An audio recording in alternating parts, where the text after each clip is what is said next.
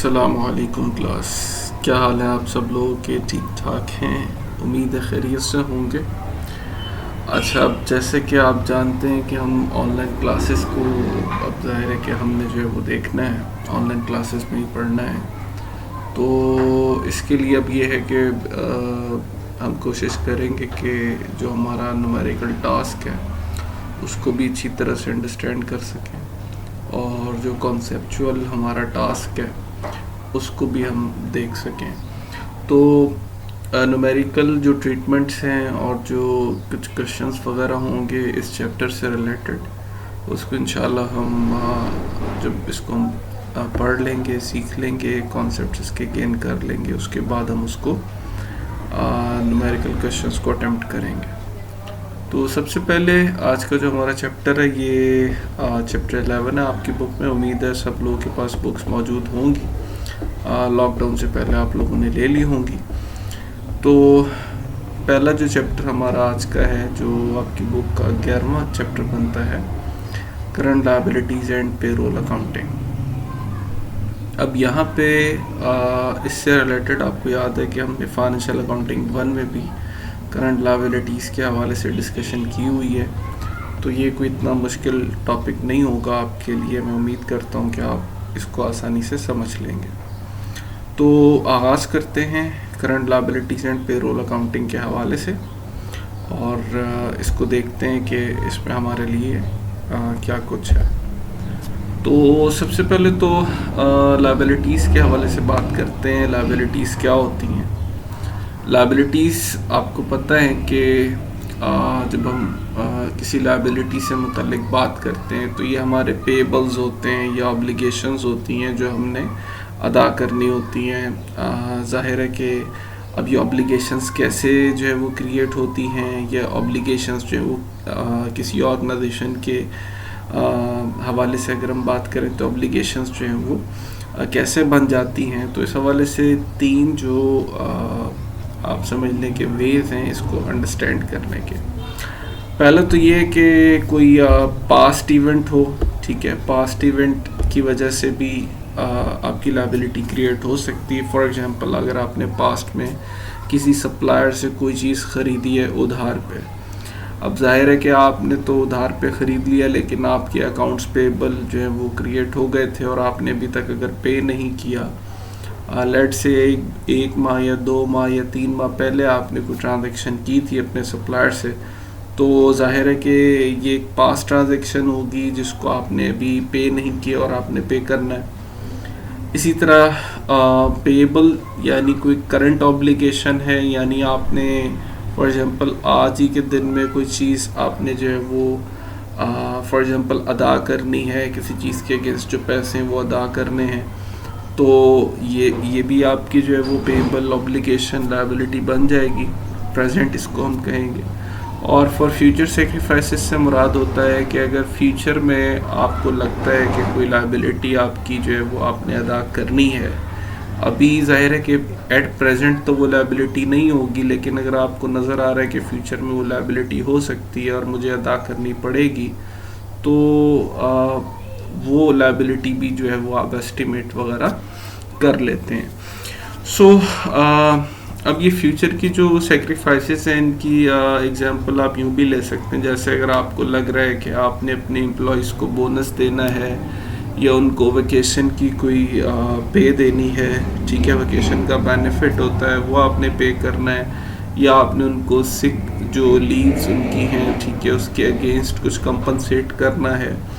तो कोई भी बात हो सकती है जो कि फ्यूचर से जिसका ताल्लुक़ है और आपको लग रहा है कि वो आपने आपके ज़िम्मे जो है वो ऑब्लिगेशन आ सकती है, तो ये भी लायबिलिटी होती है। तो लायबिलिटी को हम पास्ट, प्रेजेंट और फ्यूचर तीनों तरह से अंडरस्टैंड कर सकते हैं। तो लायबिलिटी अगर सिंपली डिफ़ाइन करें तो हम कहते हैं लायबिलिटी क्या है, ये डेट्स हैं और ऑब्लिगेशंस हैं जो कि एक बिज़नेस जो है उसने अदा करने होते हैं, यानी ऐसे डेट्स और ऐसी ऑब्लिगेशंस जो बिज़नेस ने जो है वो पे करनी होती हैं अपने सप्लायर्स को, क्रेडिटर्स को। एम्प्लॉइज़ भी इसमें आ सकते हैं, जैसे मैंने बताया कि अगर आपने वकेशन जो है उसका कोई बेनिफिट देना है या बोनस वगैरह देना है, तो ये तमाम डेट्स और ऑब्लिगेशंस जो कंपनी के ज़िम्मे होती हैं, वाजिबुल अदा होती हैं और कंपनी ने इनको अदा करना होता है, उसे हम लायबिलिटीज़ कहते हैं। तो ये तो बात हो गई लायबिलिटीज़ से मुतल्लिक। अब हम थोड़ी सी बात करेंगे लायबिलिटीज़ की क्लासिफिकेशन के ऊपर कि लायबिलिटीज़ जो हैं ये किस तरह से हम क्लासिफाई करते हैं। आप जानते हैं, आप लोगों ने पार्ट 1 में जब अकाउंटिंग पढ़ी थी उसमें हमने डिस्कस किया था, बैलेंस शीट हमने बनाई थी और हमने उसमें एसेट्स की क्लासिफिकेशन भी जो है वो देखी थी, लायबिलिटीज़ के हवाले से भी बात की थी। तो करंट लायबिलिटीज़ और लॉन्ग टर्म लायबिलिटीज़ ये दो मेजर इसकी जो है वो क्लासिफिकेशन है। यानी लायबिलिटीज़ को अगर हम ब्रॉड क्लासिफिकेशन स्केल पे देखें तो हमारे पास दो तरह की लायबिलिटीज़ आती हैं, एक करंट लायबिलिटीज़ हैं और एक लॉन्ग टर्म लायबिलिटीज़ हैं। करंट लायबिलिटीज़ जो हैं ये क्या हैं, इसको हम थोड़ा सा अंडरस्टैंड करते हैं। तो करंट लायबिलिटीज़ आपको पता है ऐसी लायबिलिटीज़ होती हैं जो कि आपने अदा करनी होती हैं विद इन 1 ईयर, और 1 साल के अंदर अंदर जो लायबिलिटीज़ आप अदा करते हैं उनको अदा करनी होती है, उन्हें हम करंट लायबिलिटीज़ कहते हैं। अब करंट लायबिलिटीज़ में कौन कौन से लायबिलिटीज़ होती हैं ये आपने पढ़ा हुआ है। अकाउंट्स पेबल इसमें आ जाते हैं, आपके शॉर्ट टर्म डेट्स इसमें आ जाते हैं, ठीक है। इसके अलावा बैंक ओवरड्राफ्ट वगैरह है, ये भी आपकी करंट लायबिलिटी होती है। लॉन्ग टर्म लायबिलिटीज़ की अगर हम बात करें तो लॉन्ग टर्म लोन है जो आपने बैंक से लिया या किसी फाइनेंशियल इंस्टीट्यूशन से लिया हुआ है, ये लॉन्ग टर्म लायबिलिटी में आता है, ठीक है। सो इसकी एग्जांपल्स हम देख चुके हैं। तो ये इसकी मेजर क्लासिफिकेशन है कि आप करंट लायबिलिटीज़ और लॉन्ग टर्म लायबिलिटीज़ को अंडरस्टैंड कर सकें। करंट लायबिलिटी वो लायबिलिटी जो 1 साल के अंदर अंदर आपको लाजमी तौर पे अदा करनी होती है, और लॉन्ग टर्म लायबिलिटी ऐसी लायबिलिटी जो कि एक मेच्योरिटी पीरियड जो भी लॉन्ग टर्म का आपका डिसाइड हुआ है, इधर 5 ईयर्स, इधर 10 ईयर्स वगैरह वगैरह। सो उसके अंदर अंदर अगर आपने कोई लायबिलिटी अदा करनी है एक टाइम पीरियड के अंदर, उसे हम लॉन्ग टर्म लायबिलिटी कहते हैं। अब करंट और लॉन्ग टर्म लायबिलिटीज़ के हवाले से अगर हम थोड़ा सा डिस्कस करें तो ये जस्ट एक न्यूमेरिकल कैलकुलेशन होती है।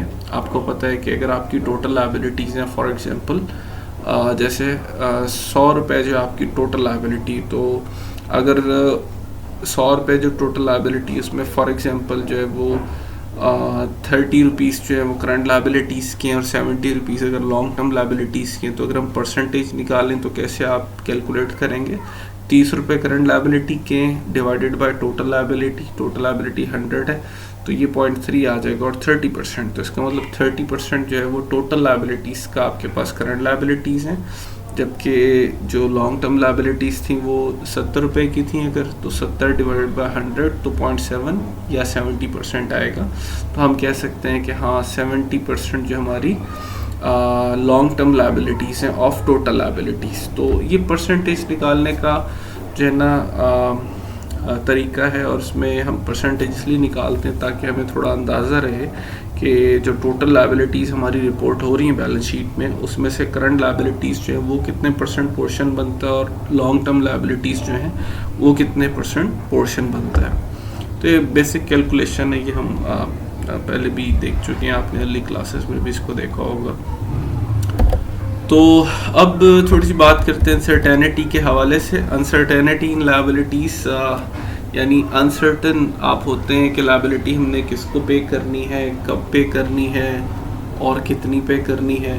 तो इसके लिए ज़ाहिर है कि लायबिलिटीज़ में ये चीज़ें रहती हैं। अब ज़ाहिर है कि ये जो uncertainty in home to pay है, uncertainty in when to pay है, और uncertainty is how much to pay है, ये याद रखिएगा इनका ताल्लुक फ्यूचर से होता है, ठीक है। यानी ऐसी तमाम लायबिलिटीज़ जो कि आपने फ्यूचर में पे करनी होती हैं वो आपकी जो है वो इन 3 अनसर्टेनिटीज़ से जो है वो गुजरती हैं। क्योंकि जो पास्ट की है उसका तो आपको पता है कि पास्ट में लेट से कोई ट्रांजैक्शन हुई है तो उसका तो आपको पता होता है कि आपने किसको पे करना है, यानी कौन सा सप्लायर है जिसको आपने पे करना है, कितना पे करना है, क्योंकि अमाउंट भी आपको डिफाइंड होती है, और किस तरह से किस टाइम पे करना है इसका भी आपको पता होता है। तो इसका मतलब ये हुआ कि जो अनसर्टेनिटी है ये बेसिकली इसका ताल्लुक फ्यूचर लायबिलिटीज़ के साथ है। जैसे कि मैंने आपको शुरू में बताया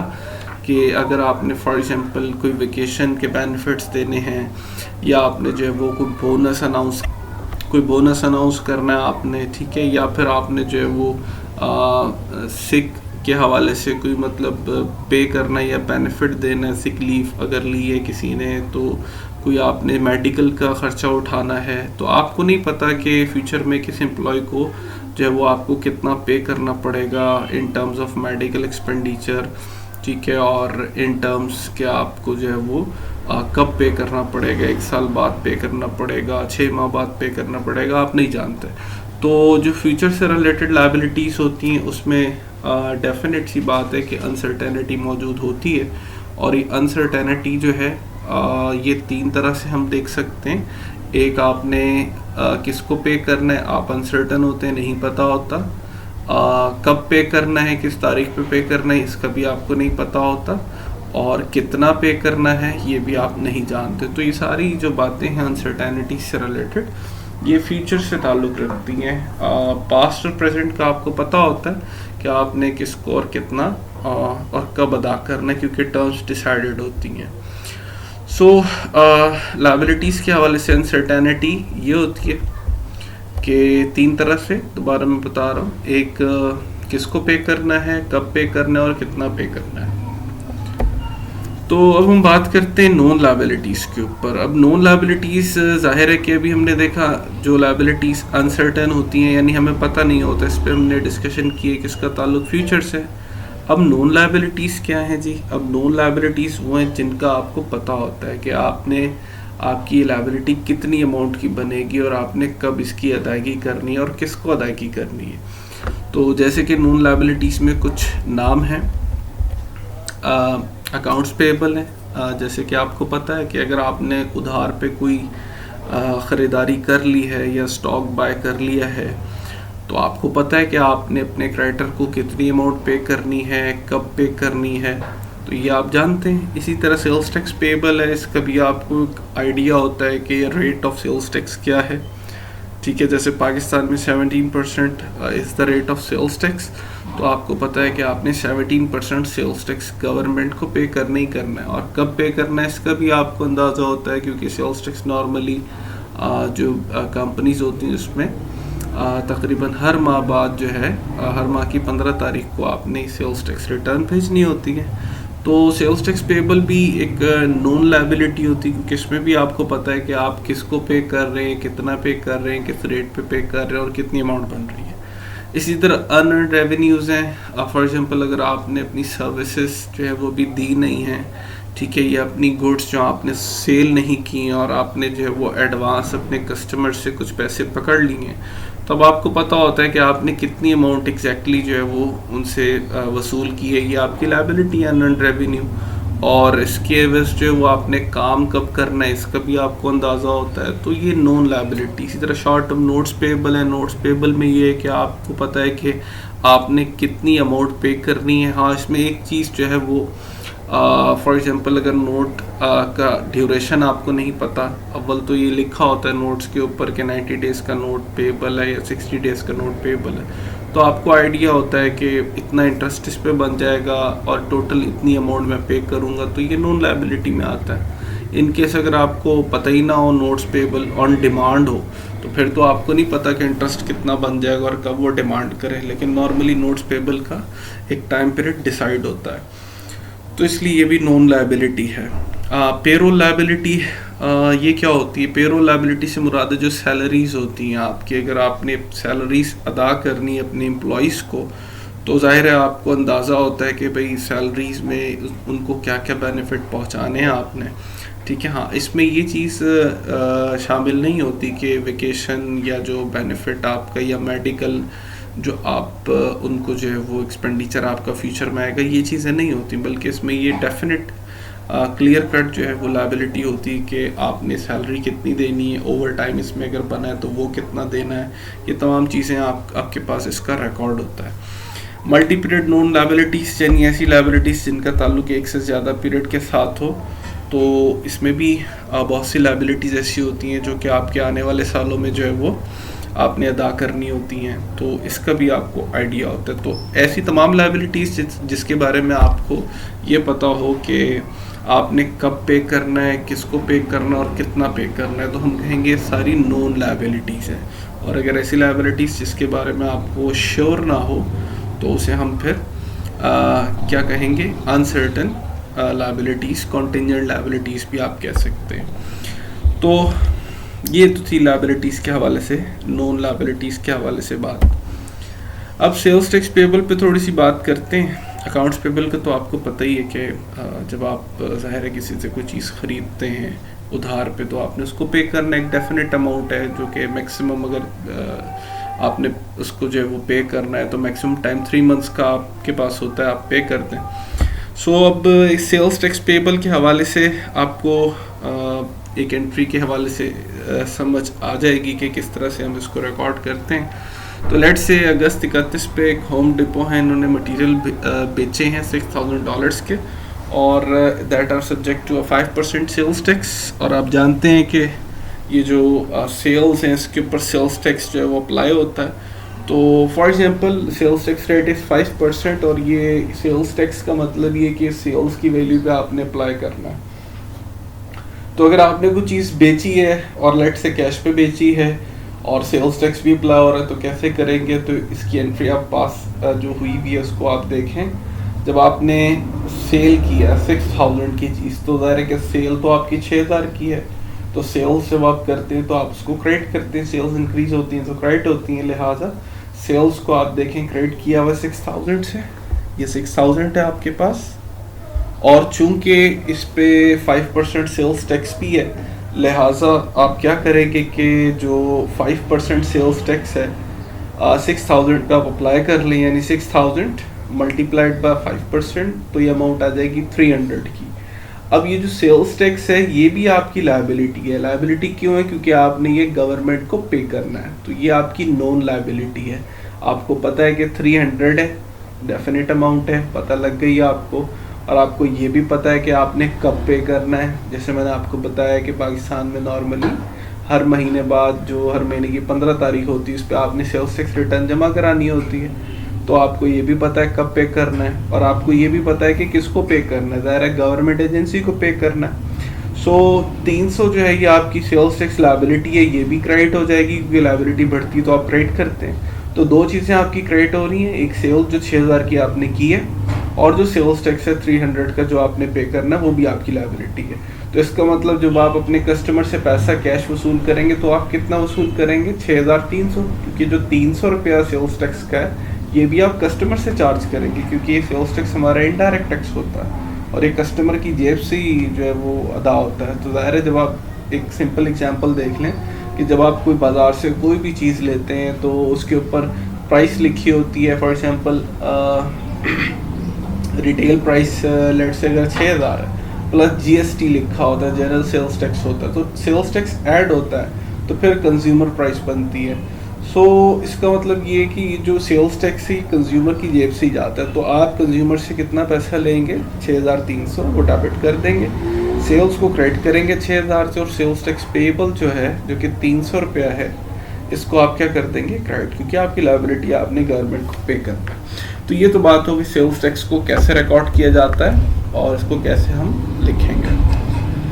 तो इसके बाद बात करते हैं अनअर्न्ड रेवेन्यूज़ के हवाले से। अनअर्न्ड रेवेन्यूज़ क्या होते हैं? कैसे रेवेन्यूज़ हैं जो कि आपने जो है वो अभी सर्विसेज नहीं दी, या अभी आपने कुछ चीज़ें फराहम नहीं की, गुड्स जो है वो डिलीवर नहीं की, और आपने पहले ही जो है ना वो पैसे वसूल कर लिए अपने कस्टमर से एडवांस की सूरत में, तो उसे हम कहते हैं हमारे अनअर्न्ड रेवेन्यूज़ हैं। ये भी हमारी लायबिलिटी होती है, हम इसको पढ़ चुके हैं, बैलेंस शीट में इसको रिपोर्ट करते हैं करंट लायबिलिटीज़ में।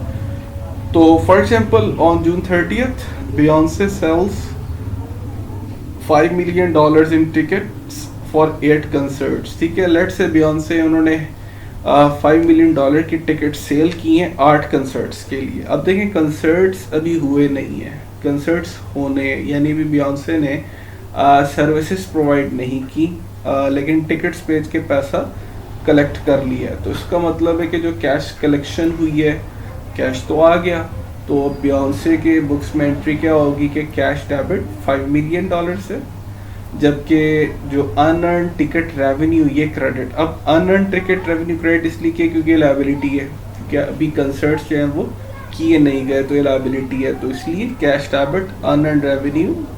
और अगर हम अगली बात देखें तो on October 31 Beyonce performs a concert, Beyonce ने एक कंसर्ट जो है ये परफॉर्म कर लिया है। अब आप देखें कि जून 30 पे आपने टिकट सारी सेल की थी और अक्टूबर 31 जो है इस पे कंसर्ट परफॉर्म हो रहा है, तो जाहिर है कि जो कंसर्ट परफॉर्म हो रहा है उसकी आप एंट्री करेंगे। अब ये एंट्री देखें कैसे बनती है। आपने टोटल $5 मिलियन जो है वसूल किया था 8 कंसर्ट्स का, तो अभी 31 अक्टूबर पे एक कंसर्ट हो रहा है, इसका मतलब है कि $5 मिलियन 8 कंसर्ट की रकम है, तो एक कंसर्ट की रकम कितनी होगी? $5 मिलियन जो है इसको आप 8 पे डिवाइड कर दें तो आपके पास $6,25,000 आएगी वैल्यू, जो कि एक कंसर्ट की। अब जो कि आपने एक कंसर्ट परफॉर्म की है तो 31 अक्टूबर पे आपकी जो इनकम है वो $6,25,000 रिपोर्ट होगी। तो अब आप देखें कि आप एंट्री क्या कर रहे हैं, टिकट रेवेन्यू 6,25,000 क्रेडिट, ये अब आपका रेवेन्यू है, ये आपकी इनकम बनी है $6,25,000 एक कंसर्ट की, और आप डेबिट कर रहे हैं अनअर्न टिकट रेवेन्यू को 6,25,000 से। अब इसकी रीज़न क्या है? क्योंकि आप देखें आपके पास $5 मिलियन की लायबिलिटी थी अनअर्न टिकट रेवेन्यू के हवाले से, इसमें से आप एक अटेम्प्ट कर चुके हैं, परफॉर्म कर चुके हैं कंसर्ट, तो एक कंसर्ट की जो वैल्यू बनती वो 6,25,000 बनती, तो इसका मतलब $6,25,000 रुपए से आपकी लायबिलिटी राइट ऑफ हुई है। अनअर्न टिकट रेवेन्यू जो लायबिलिटी थी आपकी ये 6,25,000 से राइट ऑफ हो गई है। इसका मतलब बाकी अभी भी आपकी लायबिलिटी बाकी है, क्योंकि अभी 7 कंसर्ट्स आपने करने हैं, तो इसका मतलब $5 मिलियन में से $6,25,000 अगर आप माइनस कर दें तो अभी भी आपकी लायबिलिटी जो है वो बाकी है। $43,75,000 की लायबिलिटी अभी भी बाकी है आपकी। सो जैसे जैसे आप कंसर्ट करते जाएंगे वैसे वैसे आप इसकी एंट्री पास करते जाएंगे, और ये एंट्री आप क्या पास करेंगे, unearned ticket revenue to ticket revenue. जैसे जैसे आगे नेक्स्ट जो है वो तारीखों में कंसर्ट होगा तो यही एंट्री पास होती जाएगी। ठीक है, ये कंसर्ट की अमाउंट की एंट्री है।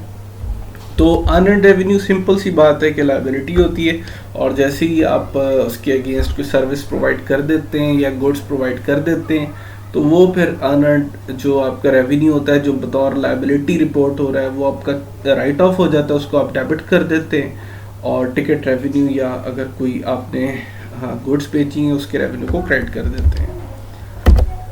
तो शॉर्ट टर्म नोट्स पेबल पे थोड़ी सी बात कर लेते हैं। शॉर्ट टर्म नोट्स पेबल क्या होते हैं कि नोट्स पेबल बेसिकली एक तहरीरी वादानामा होता है जिसके मुताबिक एक ख़ास अमाउंट एक मखसूस तारीख पे आपने अदा करनी होती है, जो कि 1 साल के अंदर अंदर होगी, इसलिए हम इसको कहते हैं ये हमारी शॉर्ट टर्म है, यानी करंट लायबिलिटी है। सो अब इसमें यह है कि इसकी एंट्री पे हम देख लेते हैं। लेट्स से कि एक एग्जांपल है regarding short term notes payable. अगस्त 23 पे Brandy company asked Magra to accept $100 cash and 60 day 12% $500 note to replace its existing $600 account payable. अब हुआ ये कि ब्रांडी कंपनी है, इन्होंने कुछ पैसे देने थे मैग्रा के $600, क्योंकि इसने बताया कि इनका जो अकाउंट्स पेबल था ब्रेडी कंपनी का वो $600 का था, तो इन्होंने मैग्रा को $600 जो है वो पे करना था। अब इन्होंने मैग्रा के साथ बात किया कि इन्होंने कहा जी कि आप ऐसा करें कि $100 कैश तो हम आपको अभी दे रहे हैं, यानी ब्रेडी कंपनी $100 कैश तो मैग्रा को अभी पे कर रही है और बाकी रह गया $500। तो ब्रेडी कंपनी ने कहा जी कि ऐसा करेंगे जो $500 रह गया इसका उन्होंने एक तहरीरी जो है वो नोट लिख दिया कि ये हम 60 डेज़ के अंदर अंदर आपको पे करेंगे, यानी 2 मंथ्स के टाइम में पे करेंगे और 12% इस पर इंटरेस्ट होगा। अब जाहिर है कि इंटरेस्ट जो है वो ब्रेडी कंपनी के एक्सपेंस बनेगा जो ब्रेडी कंपनी ने पे करना है at the end of 60th day. So और आफ्टर 60 डेज, तो इसका मतलब ये है कि अब इसकी एंट्री क्या होगी। तो आप एंट्री देखें, अब आपने सेटलमेंट कैसे की है, $600 अकाउंट्स पेबल की। $600 अकाउंट्स पेबल आपके एक्सपेंस है, आप अकाउंट्स पेबल को क्या कर रहे हैं, डेबिट कर रहे हैं, क्योंकि आपने अपना अकाउंट्स पेबल सेटल किया। अब सेटल कैसे किया, अकाउंट्स पेबल $600 से डेबिट, कैश आप क्रेडिट कर रहे हैं $100 से। कैश क्रेडिट क्यों हो रहा है 100 से, क्योंकि कैश आप फौरी तौर पे अदा कर रहे हैं। आपने मैग्रो को कह दिया कि भाई $100 का कैश है, ये आप मुझसे भी ले लें, तो कैश आपने क्रेडिट कर दिया 100 से, ये कैश क्रेडिट है, आप देख सकते हैं यहाँ पे। तो 600 से अकाउंट पेबल डेबिट, 100 से कैश क्रेडिट, और नोट्स पेबल जो है मैक्रो, ये आपकी लायबिलिटी 500 से बन गई, क्योंकि आपने इसको पे करना है 500 आफ्टर 60 डेज। अब जाहिर है कि इसके ऊपर इंटरेस्ट भी होगा, तो जब आप पे करेंगे तो इंटरेस्ट की कैलकुलेशन भी करनी। अभी इंटरेस्ट की कैलकुलेशन नहीं करनी, क्योंकि अभी तो नोट साइन हुआ है, अभी तो लायबिलिटी आपकी स्टार्ट हुई है नोट्स पेबल की। तो जाहिर है इंटरेस्ट चार्ज करने के लिए आपको टाइम दरकार होता है, तो जैसे ही टाइम गुजरेगा वैसे वैसे इंटरेस्ट बनता जाएगा, और 60 डेज के बाद जितना भी इंटरेस्ट बनेगा वो आप पे करेंगे along with notes payable amount 500, यानी 500 भी पे करेंगे, और 500 के साथ जो कि इंटरेस्ट बनेगा 2 महीने का वो भी पे करेंगे। सो ये तो अमाउंट आप 500 लिख देंगे लायबिलिटी में, तो इसका मतलब नोट्स पेबल आपकी लायबिलिटी है 500, लेकिन इस पे जो इंटरेस्ट पे करना है आफ्टर 60 डेज वो भी आपकी जो है वो लायबिलिटी बन जाएगा। और ये एक्सपेंस है, जब तक अदा नहीं करेंगे लायबिलिटी रहेगा, और जब अदा कर देंगे तो लायबिलिटी ख़त्म हो जाएगी। तो अब देखें इसी से रिलेटेड एंट्री आ गया। 22 अक्टूबर पे ब्रेडी ने पे कर दिया है नोट जो पेबल था उसका, प्लस इंटरेस्ट टू मैक्रो। 500 का नोट था ना, और वो पे करना था, ठीक है। और अब वो कह रहा है कि 22 अक्टूबर को पे कर दिया, यानी 2 माह बाद पे हो गया। अब आप देखें नोट्स पेबल, आपने लास्ट टाइम क्या डिस्कस किया था कि नोट्स पेबल आपकी लायबिलिटी 500 से, ठीक है। अब आप पे कर रहे हैं तो 500 वाली लायबिलिटी ख़त्म हो रही नोट्स पेबल की, आप इसे डेबिट कर देंगे। अब इंटरेस्ट कितना पे करेंगे उसके लिए भी देख लें। अब आपको पता है नोट की अमाउंट है $500, 12% इस पे रेट था, और 2 महीने का टाइम था 60 डेज का, तो इंटू 60 डिवाइडेड बाय 360। लेट से एज्यूम कर रहे हैं कि एक साल में 360 देना, वैसे तो 365 होते हैं, लेकिन एजम्पशन ली हुई यहाँ पे कि एक साल में 360 देना, यानी आप यूँ समझ लें कि 30 डेज अ मंथ के हिसाब से एजम्पशन लेके चल रहे हैं। तो अगर इस हवाले से देखें इंटरेस्ट को, तो $500 का नोट पेबल है, 12% इस पर रेट है एनुअल, और मल्टीप्लाइड बाय, इसको मल्टीप्लाई आप कर रहे हैं 60 डिवाइडेड बाय 360 से। तो इस सारी चीज़ को जब आप कैलकुलेट करेंगे फिगर्स को, तो ये आपके पास 10 आएगा, ठीक है। तो इसका मतलब 10 जो है, यानी 500 multiplied by 12% multiplied by 60 divided by 360, that is $10। So $10 is your expense, ये आपके एक्सपेंस बनेगा जो आपको इजाफी पे करना पड़ रहा है। और कैश आप कितना पे करेंगे, 510, 500 नोट पेबल वाला और 10 जो है वो इंटरेस्ट एक्सपेंस। तो 510 रुपये जो है ये आपका क्या हो जाएगा, ये आपका कैश जाएगा जो आपने पे करना है मैग्रो को।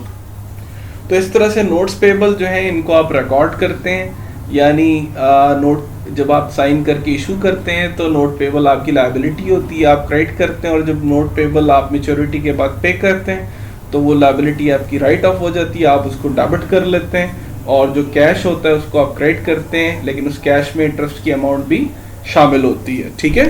सो ये जो है इसका आप ये समझ लें कि जो है वो कैलकुलेशन होगी।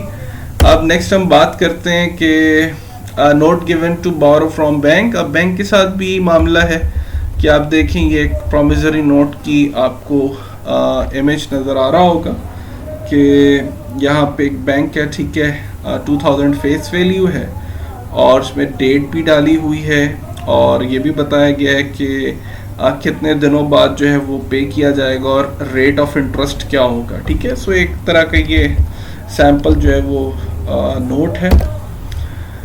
अब यहाँ पे दोबारा देख लें बैंक के हवाले से, यही नोट जो है वो अगर हम बैंक के हवाले से देखें यानी अगर आप बैंक से उधार लेते हैं तो फिर आप क्या एंट्री करेंगे? तो ज़ाहिर है जब आप बोरो करेंगे तो कैश उधार ले लिया आपने 2000, और उसके एवज आपने नोट्स पेबल इशू कर दिए 2000 के, तो पहले एंट्री क्या हो जाएगी? कैश जो है वो डेबिट, नोट्स पेबल जो है ये क्रेडिट। ठीक है। सो जब आप लोन लेंगे तो कैश अकाउंट आप डेबिट करेंगे, नोट्स पेबल को आप क्रेडिट करेंगे। ठीक है। सो जब आपने कर्जा ले लिया है तो आपने ज़ाहिर है कि ओके, तो end of the period adjustment to notes के हवाले से हम बात करते हैं। ये असल में मामला उस वक्त आता है जब आपने अगर कर्जा लिया है फॉर एग्जांपल, और ये कर्जा आपने लिया है साल के आखिर में, यानी फॉर एग्जांपल जैसे दिसंबर में आपने कर्जा ले लिया है, तो अब दिसंबर में जब आप कर्जा लेंगे तो क्या होगा कि जाहिर है कि अगर उसकी मेच्योरिटी आनी है नेक्स्ट ईयर के जो है वो जनवरी या फरवरी में जाके, तो आपने इंटरेस्ट तो पे करना ही करना होता है। लेकिन मसला ये है कि जब साल के एंड पे आपने नोट इशू किया और साल एंड हो रहा है, तो साल के एंड पे आपको पता है एडजस्टिंग एंट्री भी हमने पास करनी होती है। आप एडजस्टिंग एंट्री पास करेंगे क्योंकि पहले तो अभी हमने जो एग्जांपल देखी थी उसमें देखें ना आप, यहाँ पे हमने जो डिस्कशन की थी वो क्या थी कि 30 सितंबर पे आपने नोट इशू किया है और 29 नवंबर पे आप उसकी पेमेंट कर रहे हैं। लेकिन लेट से अगर आप दिसंबर में जाके नोट इशू करते हैं, ठीक है, और उसकी जो है वो मेच्योरिटी आ रही है जनवरी या फरवरी नेक्स्ट ईयर में जाके, तो फिर आपको क्या करना पड़ेगा?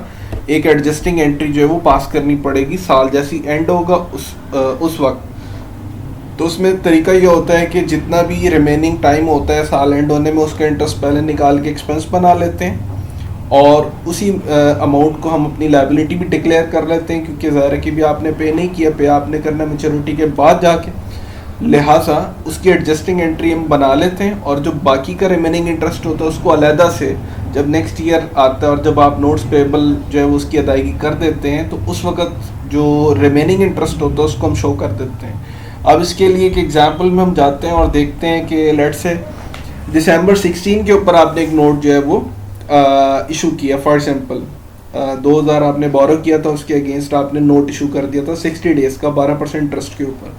तो इसकी जो एडजस्टिंग एंट्री है 31 दिसंबर पे ये क्या बनेगी? यानी जाहिर है कि अगर 16 दिसंबर को आप नोट इशू कर रहे हैं तो दिसंबर 31 तक 15 डेज आपके बनते हैं। ठीक है, 15 डेज का टाइम बनता है और दिसंबर 31 पे साल बंद हो रहा है। तो इसका मतलब फिर आप एंट्री क्या करेंगे?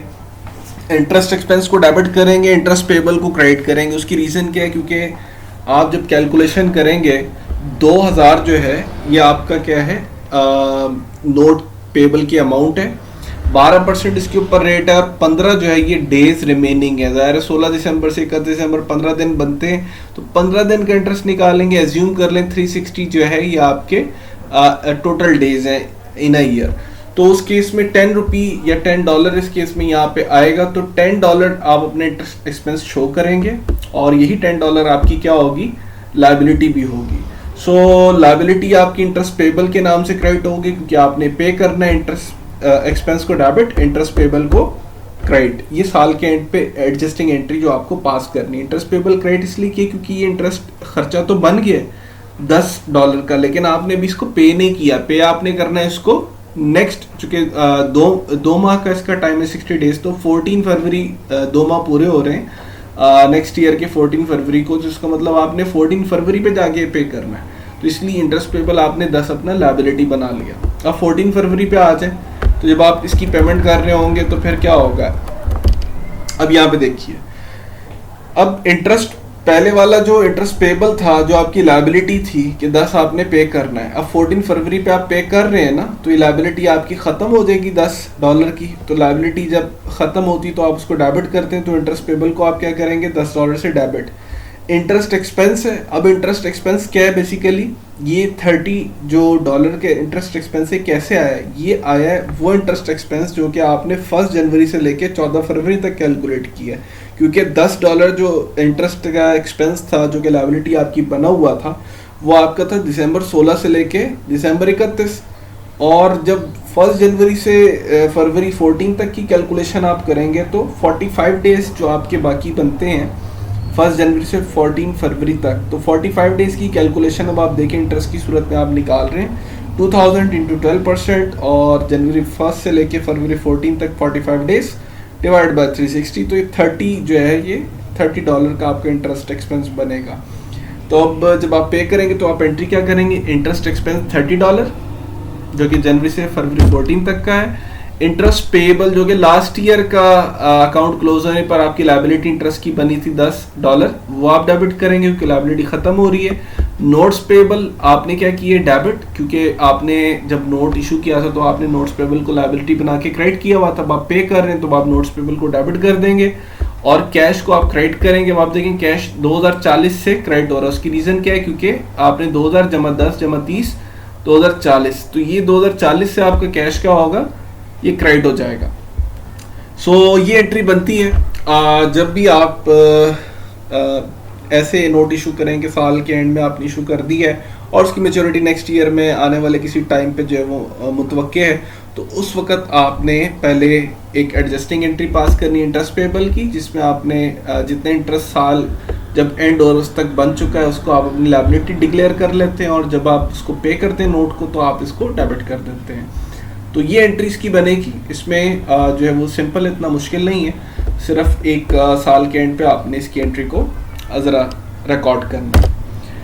पेरोल लायबिलिटीज़ के हवाले से थोड़ी सी बात करते हैं। पेरोल लायबिलिटीज़ तमाम वो लायबिलिटीज़ हैं जो ज़ाहिर है कि अगर आपने अपने एम्प्लॉयज़ को कुछ पे करना है, सैलरीज पे करनी है, तो उसके साथ जुड़ी हुई जितनी भी लायबिलिटीज़ हैं सैलरीज के साथ जुड़ी हुई, उनको आपने अदा करना होता है। अभी ज़ाहिर है कि गवर्नमेंट एजेंसीज़ को टैक्सेस देने होते हैं, ठीक है, कुछ बेनिफिट्स होते हैं वो आपने पे करने होते हैं। तो पेरोल के साथ, सैलरीज के साथ जो लायबिलिटीज़ जुड़ी होती हैं उनको हम पेरोल लायबिलिटीज़ कहते हैं। इसका ताल्लुक एम्प्लॉइज से होता है, ठीक है, क्योंकि पेरोल का ताल्लुक एम्प्लॉइज से, आपने उन्हीं को सैलरीज देनी है।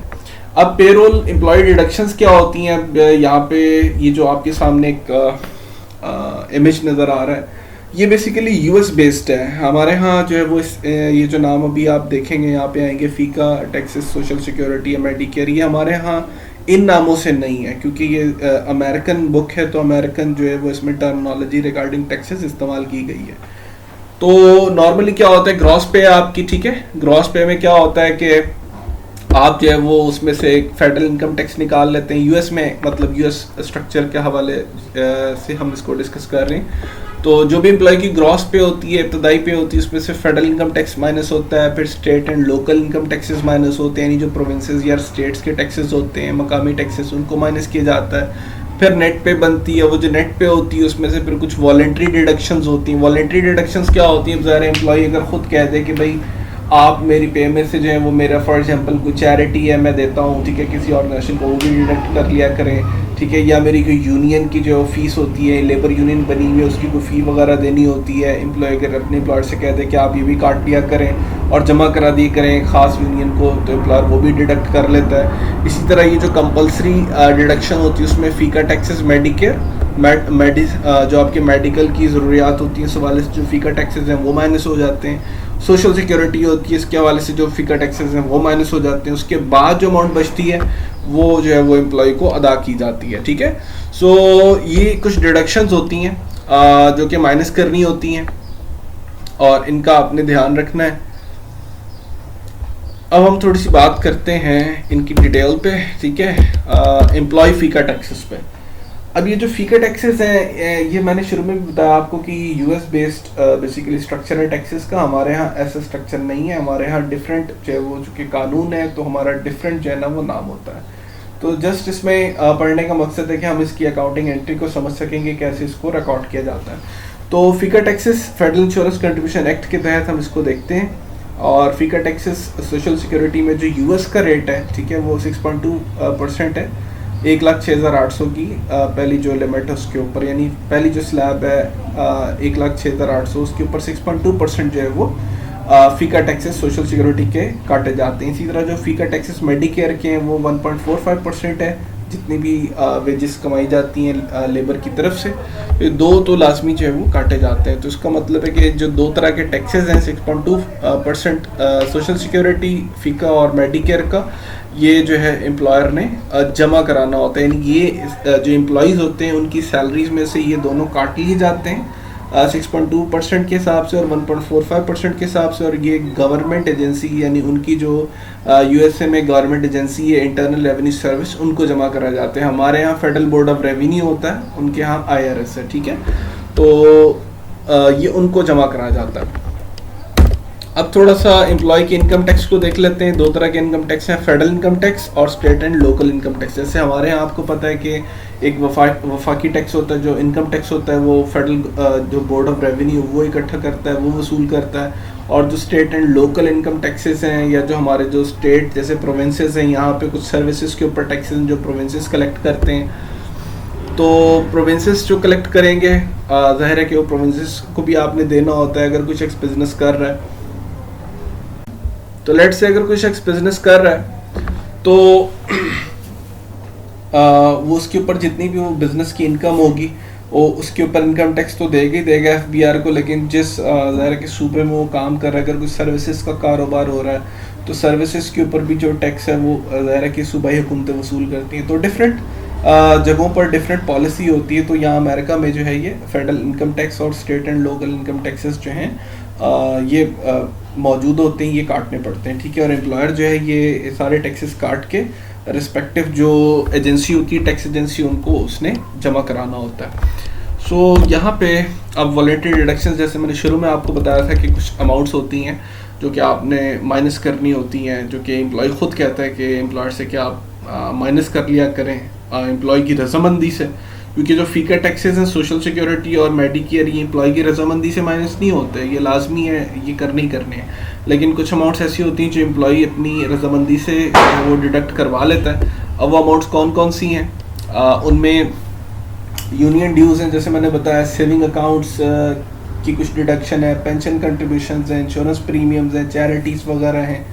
तो जैसे अगर कोई मतलब एम्प्लॉय कहते जी कि लेबर यूनियन को मैंने कोई फ़ीस देनी होती है, ठीक है, वो आप माइनस कर लें। कोई चैरिटीज़ ने करनी एम्प्लॉय ने, वो माइनस कर सकते हैं।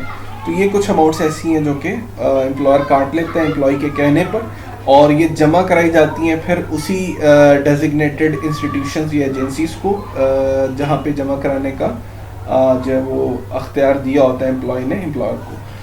सो इसका भी ज़ाहिर है कि सैलरी स्लिप पे सारा रिकॉर्ड होता है जो एम्प्लॉय सैलरी लेता है।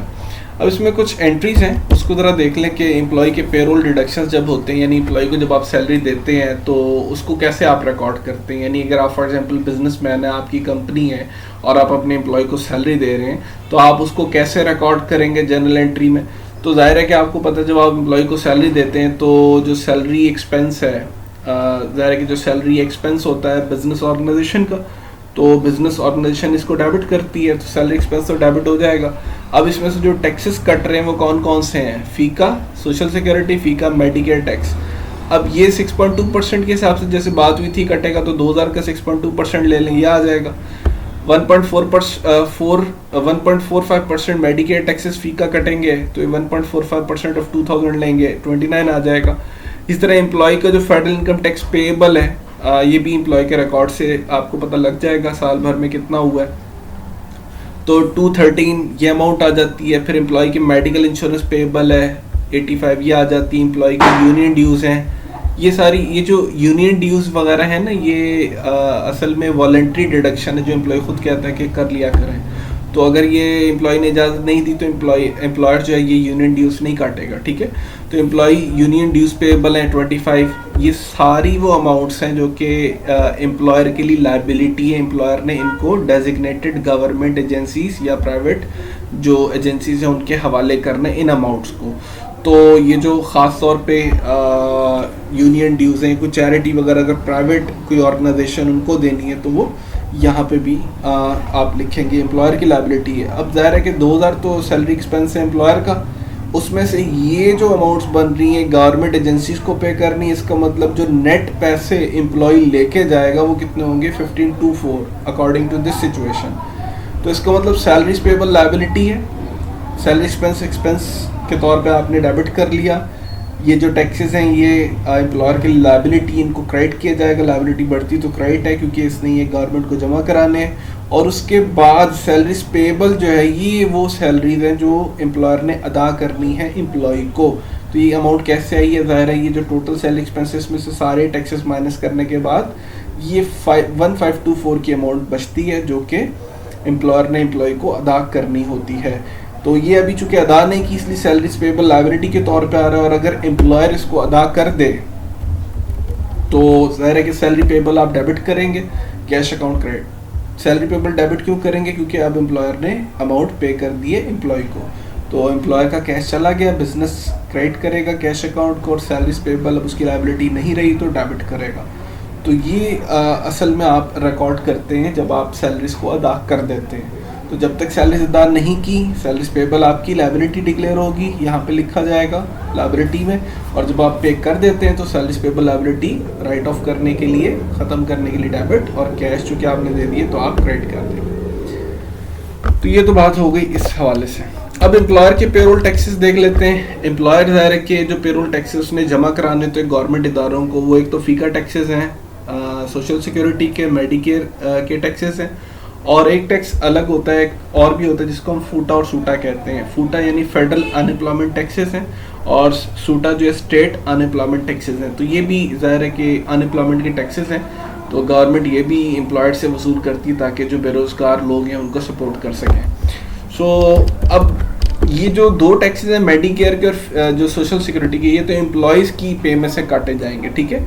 बाकी जो फूटा सूटा है इसका हिसाब भी बाद में किया जाता है। अब एक एंट्री हम उसको देखेंगे जिसमें हम डिस्कस करेंगे कि फेडरल जो फूटा और सूटा है इनको कैसे कैलकुलेट करते हैं। तो फूटा जो है इसका रेट 6.2% ओवरऑल होता है, इसमें से सूटा जो है उसका रेट होता है 5.4%। तो इसका मतलब जो स्टेट का अनएम्प्लॉयमेंट टैक्स है वो 5.4% है। तो अगर किसी ने स्टेट को ऑलरेडी पे कर दिया है तो 6.2 में से 5.4 माइनस कर दें तो 0.8% जो है ये फूटा टैक्स है जो गवर्नमेंट वसूल करेगी।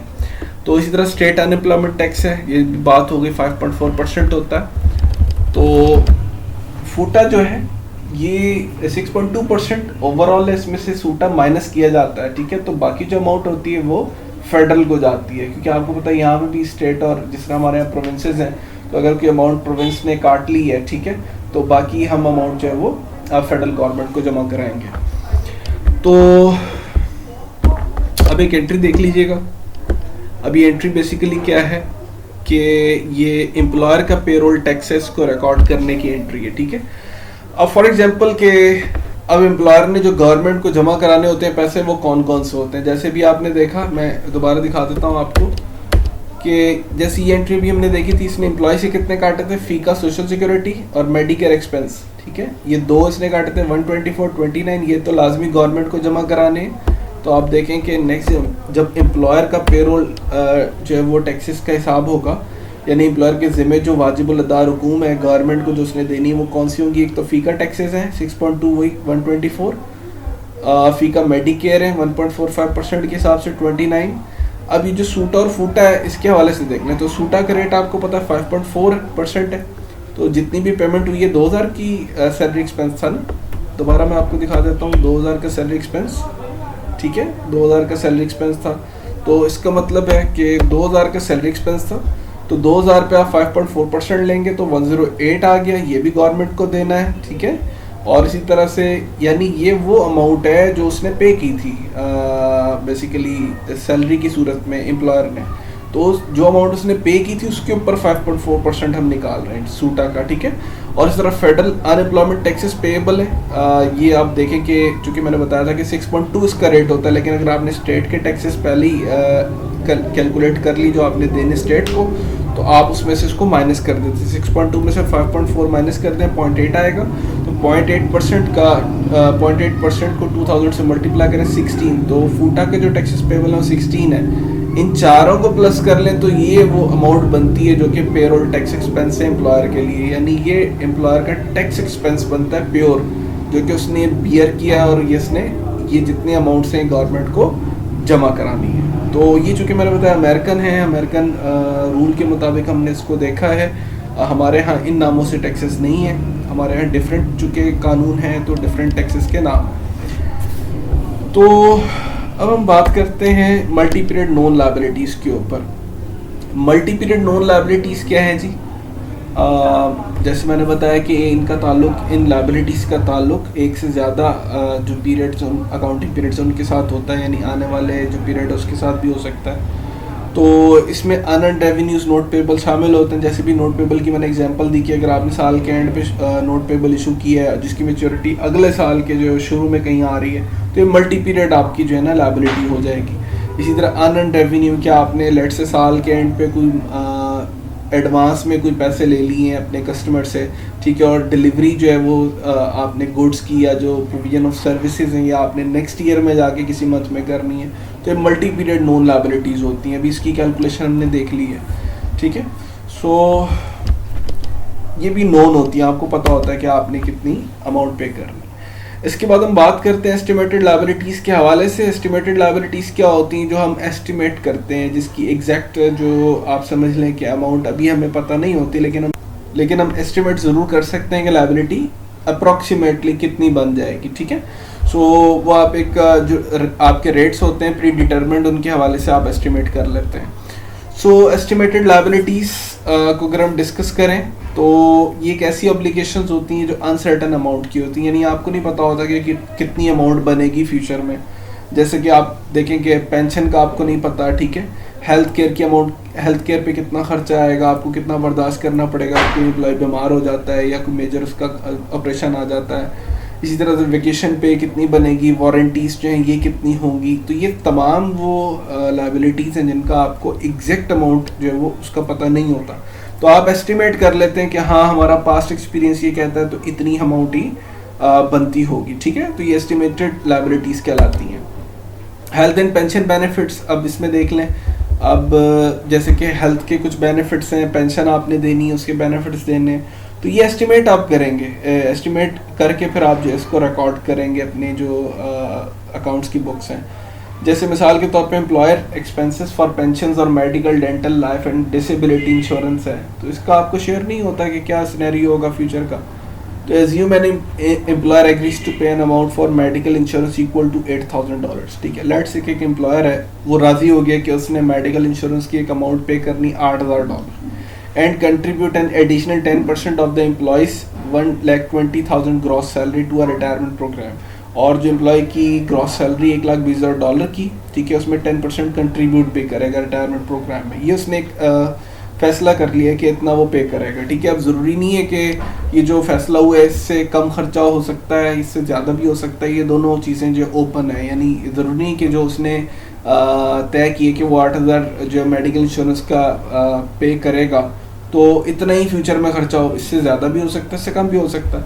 तो अब आप देखें एम्प्लॉय बेनिफिट्स एक्सपेंस कितना बनेगा, 20,000 का, ठीक है। अब 20,000 किस तरह बन रही है, 8,000 तो एक अमाउंट है और 10% एम्प्लॉय ग्रॉस सैलरी है ना, 1,20,000 का 10% ले लें, 12,000 बन जाएगा। 12,000 जमा 8,000 कितना हो गया, 20,000। तो 20,000 बेनिफिट एक्सपेंस डेबिट किया, और चूंकि ये एक्सपेंस हमने अभी रिकॉर्ड कर ली क्योंकि हमें लग रहा है कि फ्यूचर में हो सकता है, ठीक है, लेकिन अभी हुआ नहीं है, अभी आपने 20,000 अदा तो नहीं ना किया, लिहाजा ये आपकी लायबिलिटी पे बनेगी। अब लायबिलिटी को आप लिखेंगे कैसे, मेडिकल इंश्योरेंस 8,000 पेएबल के नाम से, एम्प्लॉय रिटायरमेंट प्रोग्राम बेनिफिट जो है 12,000 के रकम से। ये दोनों को आप अलग अलग लिख देंगे कि पेएबल हैं, अभी आपने इनको अदा नहीं किया, ये मुख्तस कर लिया अमाउंट लेकिन अभी अदा नहीं की गई एम्प्लॉय को। तो इस तरह से आप इस नॉन लायबिलिटी को, ये जो एस्टिमेटेड लायबिलिटी होती है, जो नॉन इस हवाले से कह रहा हूँ क्योंकि आपको लग रहा है कि ये हो सकता है या आ सकती है, ठीक है ना, और अपने पास्ट एक्सपीरियंस की बुनियाद पर, लेकिन आपको ये नहीं पता कि कितनी अमाउंट में आ सकती है, तो आप वो अमाउंट एस्टिमेट कर रहे हैं।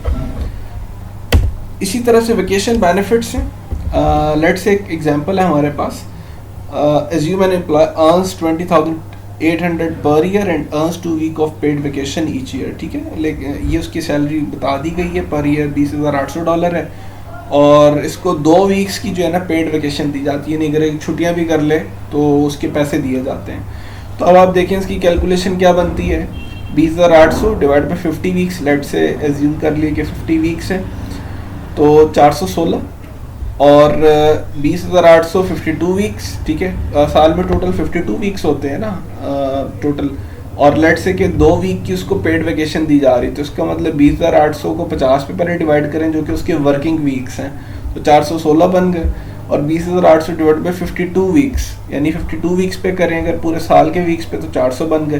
तो इनका जो गैप है बेसिकली 2 हफ्ते का गैप जो है वो $16 का है, ठीक है। वीकली वेकेशन बेनिफिट कितना है, $16 का, तो $16 जो है इसका मतलब उसको इजाफी दे रहे हैं, क्योंकि साल में 52 वीक्स है तो काम तो वैसे 52 वीक्स करना चाहिए, लेकिन काम वो कर रहा है 50 वीक्स और 2 वीक्स की उसको क्या मिल रही है, वेकेशन मिल रही है। तो इसका मतलब $16 आप इजाफी दे रहे हैं उस शख्स को वेकेशन के लिए। तो वेकेशन बेनिफिट एक्सपेंस क्या होगा आपका, आप एक्सपेंस बना लेंगे $16 से, और चूंकि अभी दिया नहीं है, फ्यूचर में देना है ना। अब ज़ाहिर है कि जब फ्यूचर ईयर एंड होगा, जब पूरा वो साल के एंड पे 2 हफ्ता उसको ऑफ लेता है अगर वो, तो वेकेशन बेनिफिट पेबल ये कितना है 16, ये पेबल बना लिया आपने कि ये आपने पे करना है, अभी पे नहीं किया, ये पहली साल के शुरू में आप एस्टिमेट कर लेते हैं। ठीक है जी, तो ये तो बात हो गई इस हवाले से। अब बात करते हैं बोनस प्लान्स के ऊपर। बोनस प्लान्स क्या है जी, कि आपने बोनस भी देना होता है अपने एम्प्लॉयज़ को। अब ये कंपनी के प्रॉफिट के ऊपर होता है और कंपनी की पॉलिसी के ऊपर कि कंपनी अगर एक ख़ास जो है वो टारगेट अचीव करती है तो वो अपने एम्प्लॉयज़ को जो है ना वो उसका रिवॉर्ड इस सूरत में देती है कि एम्प्लॉयज़ की मेहनत से टारगेट अचीव हुआ है तो चलें 2% ऑफ टोटल कंपनीज प्रॉफिट, 3% जितना भी कंपनी ने मुख्तस किया होता है एम्प्लॉय को देना होता है। तो यहाँ पे जैसे कैलकुलेशन है कि एक बोनस दिया जा रहा है एम्प्लॉयज़ को 5% of companies annual net income of $210,000।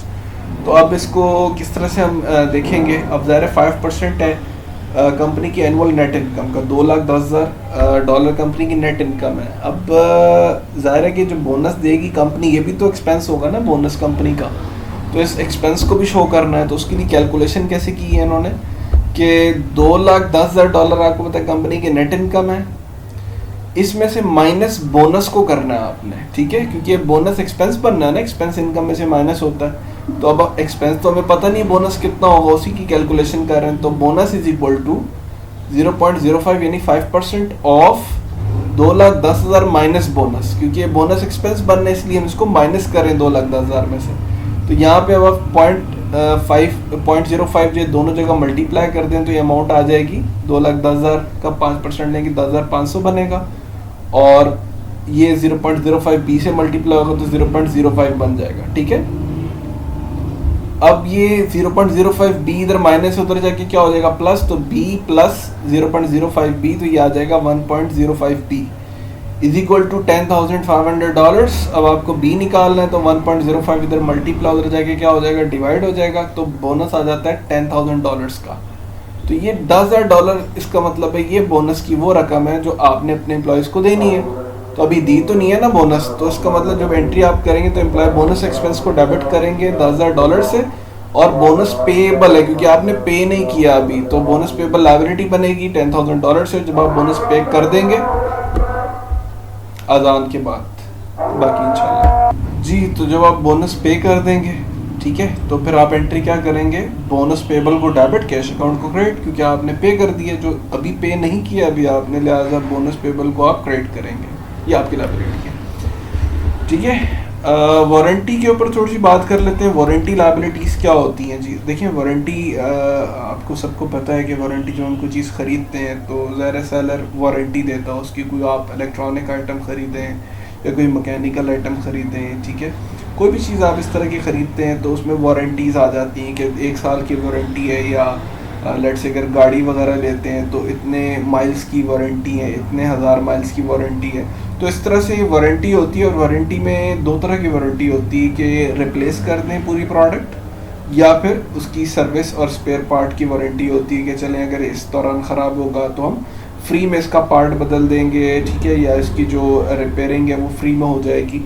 तो इसे हम कहते हैं वारंटी लायबिलिटीज़। तो अब ज़ाहिर है कि अगर कोई बिजनेस ऑर्गेनाइजेशन काम कर रही है और उस तरह की प्रोडक्ट सेल कर रही है तो उसको पता होता है कि उसकी जो प्रोडक्ट है उसके क्लेम्स भी आ सकते हैं। ज़ाहिर अगर कस्टमर लेके जाता है और एक जो वारंटी टाइम पीरियड है उसके अंदर अगर कस्टमर क्लेम कर देता है तो वो क्लेम जो है ज़ाहिर है कि वो भरना होता है बिजनेस ऑर्गेनाइजेशन ने। तो उसके लिए वो क्या कर लेते हैं, एक अपने पास्ट एक्सपीरियंस की बुनियाद पर एक अमाउंट होती है जो कि उन्होंने स्पेसिफाई की होती है कि इतने % जो है वो ख़र्चा आ जाता है वारंटी क्लेम के ऊपर, तो वो उसको जो है वो रिकॉर्ड कर लेते हैं अपना लायबिलिटी के तौर पे बिजनेस ऑर्गेनाइजेशंस। तो हम इसमें एक एग्जांपल भी देखेंगे, ठीक है, कि किस तरह से लायबिलिटी रिकॉर्ड होगी। तो लेट्स से कि दिसंबर 2011 पे एक डीलर है, ठीक है, जिसने कार बेची है $16,000 की विद मैक्सिमम 1 ईयर और 12,000 माइल वारंटी कवरिंग पार्ट्स। तो फॉर एग्जांपल कि कार डीलर है, $16,000 की कार इसने सेल की है, 1 साल की मैक्सिमम वारंटी है, 1 साल या फिर 12,000 मील, दोनों में से जो पहले हो जाए, ठीक है। सो कवरिंग पार्ट्स की वारंटी, यानी रिप्लेसमेंट ऑफ कार नहीं है, यानी ये नहीं होगा कि कार जो है वो अगर 1 साल के अंदर अंदर उसमें कोई ख़राबी हो जाती है या 12,000 मील से पहले पहले कोई ख़राबी हो जाती है तो पूरी कार ही रिप्लेस हो जाएगी, क्योंकि कवरिंग पार्ट्स लिखा हुआ, इसका मतलब स्पेयर पार्ट्स की इसकी वारंटी है कि वो आपको जो है वो स्पेयर पार्ट्स इसके बदल के देंगे, ठीक है, रिपेयर करके देंगे। तो past experience indicates warranty expenses average 4% of the car selling price, यानी पास्ट एक्सपीरियंस इनका ये कहता है कि 4% जो कार सेलिंग प्राइस है इनके वारंटी के अखराजात हो जाते हैं कम, तो इतने जो एक्सपेंसेस 4% इनके हो जाते हैं। अब जाहिर है इसको रिकॉर्ड कैसे करेंगे? अब जाहिर है कि कंपनी को पता है कि 4% ऑन एवरेज इनका वारंटी खर्चा आ जाता है जब ये वारंटी देते हैं हर साल। तो अब इसको रिकॉर्ड इस तरह से करेंगे, जिस दिन बेचिए उस दिन वारंटी एक्सपेंस को रिकॉर्ड कर लिया जाएगा। 4% कैसे कैलकुलेट करेंगे? 16,000 की गाड़ी है ना, 16,000 मल्टीप्लाई बाय 4% 640, तो वारंटी एक्सपेंस को क्या करेंगे 640 से डेबिट, क्योंकि ये खर्चा है, और एस्टिमेटेड वारंटी लायबिलिटी, क्योंकि एस्टिमेट कर रहे हैं ना आप कि ये इतनी लायबिलिटी आपकी 640 की बन सकती है, ठीक है, क्योंकि आपका 4% जो क्लेम आता है, 4% of car selling price claim हो जाता है, तो आप जो है 640 से अपनी वारंटी जो है वो उसको रिकॉर्ड करेंगे, वारंटी एक्सपेंस को डेबिट करेंगे 640 से। एस्टिमेटेड वारंटी लायबिलिटी, लायबिलिटी इसलिए क्योंकि अभी तक क्लेम नहीं हुई वारंटी है, राइट। सो किसी ने आके क्लेम नहीं किया, अब जब ये क्लेम करेगा कस्टमर तो आप एस्टिमेटेड वारंटी लायबिलिटी को भी डेबिट कर देंगे, जितना उस पर खर्चा आया होगा उसको क्रेडिट करके। तो यहाँ पे एस्टिमेटेड वारंटी लायबिलिटी आप क्रेडिट कर देंगे 640 से। अब फॉर एग्जांपल देखिए, इससे नीचे वो कहता है कि 9 जनवरी 2012, अभी दिसंबर में बेची ना आपने, 9 जनवरी 2012 में customer returns the car for repairs, the dealer replaces parts costing $200। कह रहे हैं अब डीलर ने क्या किया है, पार्ट को रिप्लेस किया $200 पे। अब आप देखिए इसकी एंट्री क्या करेंगे। तो जनवरी 9 पे देखें, एस्टिमेटेड वारंटी लायबिलिटी आप डेबिट कर रहे हैं, क्योंकि आपने लायबिलिटी क्रेडिट की भी थी ना 640 की, कि आपकी लायबिलिटी आपने 640 तक का खर्चा उठाना है जो आपके एक्सपीरियंस कहता है, ठीक है। तो उसमें से अब आपने 200 के रिपेयर्स की हैं, तो इसका मतलब एस्टिमेटेड वारंटी लायबिलिटी 200 से ख़त्म हो गई, आपने इसको कैंसिल किया, क्योंकि 640 से आपने इसको क्या किया था, क्रेडिट। अब क्लेम हो रही है ना, तो 200 से आप इसको डेबिट कर देंगे, और ऑटो पार्ट्स इन्वेंट्री, अब ज़ाहिर है स्पेयर पार्ट 200 के लगे ना आपके, तो ऑटो पार्ट्स इन्वेंट्री आप क्रेडिट करेंगे कितने से, 200 से। तो ये आपकी एंट्री उस वक्त होगी जब आप रिपेयर कर देंगे, वारंटी जब क्लेम होगी तो उस वक्त आपने एंट्री ये करनी, वारंटी क्लेम करने का जो रिकॉर्ड है वो आप इस तरह से मेंटेन करेंगे। अब कॉन्टिंजेंट लायबिलिटीज के हवाले से थोड़ी सी बात कर लेते हैं। कॉन्टिंजेंट लायबिलिटी क्या होती है जी? ऐसी लायबिलिटी जो हो भी सकती है फ्यूचर में और नहीं भी हो सकती, यानी ऐसी लायबिलिटी जो क्रिएट हो भी सकती है और नहीं भी हो सकती। कॉन्टिंजेंट इसी को कहते हैं, हैपनिंग और non happening of a certain event और सर्टेन लायबिलिटीज केस में, ठीक है। सो कॉन्टिंजेंट लायबिलिटीज ने बताया कि प्रोबेबल है, पॉसिबल है, रिमोट है। प्रोबेबल का मतलब जिसके चांसेस हैं, ठीक है, ज़्यादा कि हो सकती है। पॉसिबल मीन्स के हो भी सकती है, नहीं भी हो सकती, ठीक है। प्रोबेबल में लाजमी है कि हो जाएगी, लेकिन कितने परसेंट इसके चांसेस हैं ये हम देख रहे होते हैं। जबकि पॉसिबल में होता है कि पॉसिबल है हो जाए, पॉसिबल है ना हो। और रिमोट जो है, इसमें रिमोट का मतलब है कि बिल्कुल ही बहुत ही कम चांसेस हैं, यानी बिल्कुल ना होने के बराबर है, ठीक है। रिमोट चांसेस हैं कि हो ही नहीं सकता, बहुत ही मुश्किल है, शायद जो है वो 10,000 में से कोई एक केस आ जाए या 20,000 में से कोई एक केस आ जाए, या इस तरह से बहुत ही कम चांसेस हैं। सो अब अगर तो प्रोबेबल है तो उसको एस्टिमेट करें और अपनी लायबिलिटी रिकॉर्ड कर लें, ठीक है। जैसे भी वारंटी क्लेम्स में आपने देखा, आपने रिकॉर्ड कर लिया। और अगर पॉसिबल है, आपको लग रहा है कि चांसेस नहीं है, अभी कुछ भी हो सकता है, तो आप इसको नोट्स, जो फाइनेंशियल स्टेटमेंट्स आप बनाते हैं, profit and loss account, balance sheet, cash flow statement, वहाँ पे आपने नोट्स डिस्क्लोजर देते हैं, वहाँ पे आपने इसको लिख देना है कि हो सकता है कि हमारी लायबिलिटी क्रिएट हो जाए, लेकिन अभी हुई नहीं है, ठीक है। तो रिमोट में आप कोई भी डिस्क्लोजर नहीं देते। अब पॉसिबल में क्या होता है कि जैसे कोई मतलब लीगल क्लेम आ जाता है, ठीक है, या गुडविल का कोई क्लेम आ जाता है, या प्रोडक्ट जो है उसका कोई क्लेम कर देता है कि उसका डिज़ाइन आपसे मिलता है, वगैरह वगैरह, इस तरह के क्लेम्स होते हैं, तो आप डिस्क्लोजर में इसको बता दें। अदरवाइज जो है कि इसको अमाउंट इसकी कैलकुलेट करने की ज़रूरत नहीं है। अब रीजनेबली पॉसिबल कॉन्टिजेंट लायबिलिटीज़ क्या क्या हैं, यानी पॉसिबल जो हो सकती हैं, जैसे भी मैंने बताया लीगल क्लेम्स हैं, ठीक है, कोई कानूनी जो है वो किसी ने दावा कर दिया है किसी प्रॉपर्टी पर या आपकी किसी प्रोडक्ट के हवाले से। डेट गारंटीज़ हैं, लेट से अगर आपने किसी की गारंटी दी हुई है किसी डेटर की और वो डेटर किसी सप्लायर को पे नहीं करता तो ज़ाहिर है आपको ही पे करना पड़ेगा। तो ये पॉसिबल जो कॉन्टिजेंट क्लेम्स होते हैं, तो ये आप अपनी लायबिलिटी बनाएंगे जब वो डिफ़ॉल्ट करेगा डेटर, यानी अगर डेटर नहीं पैसे देता, ठीक है, तो फिर आपको देने पड़ेंगे, तो आप फिर रिपोर्ट करेंगे लायबिलिटी अपनी जो बैलेंस शीट है उसमें।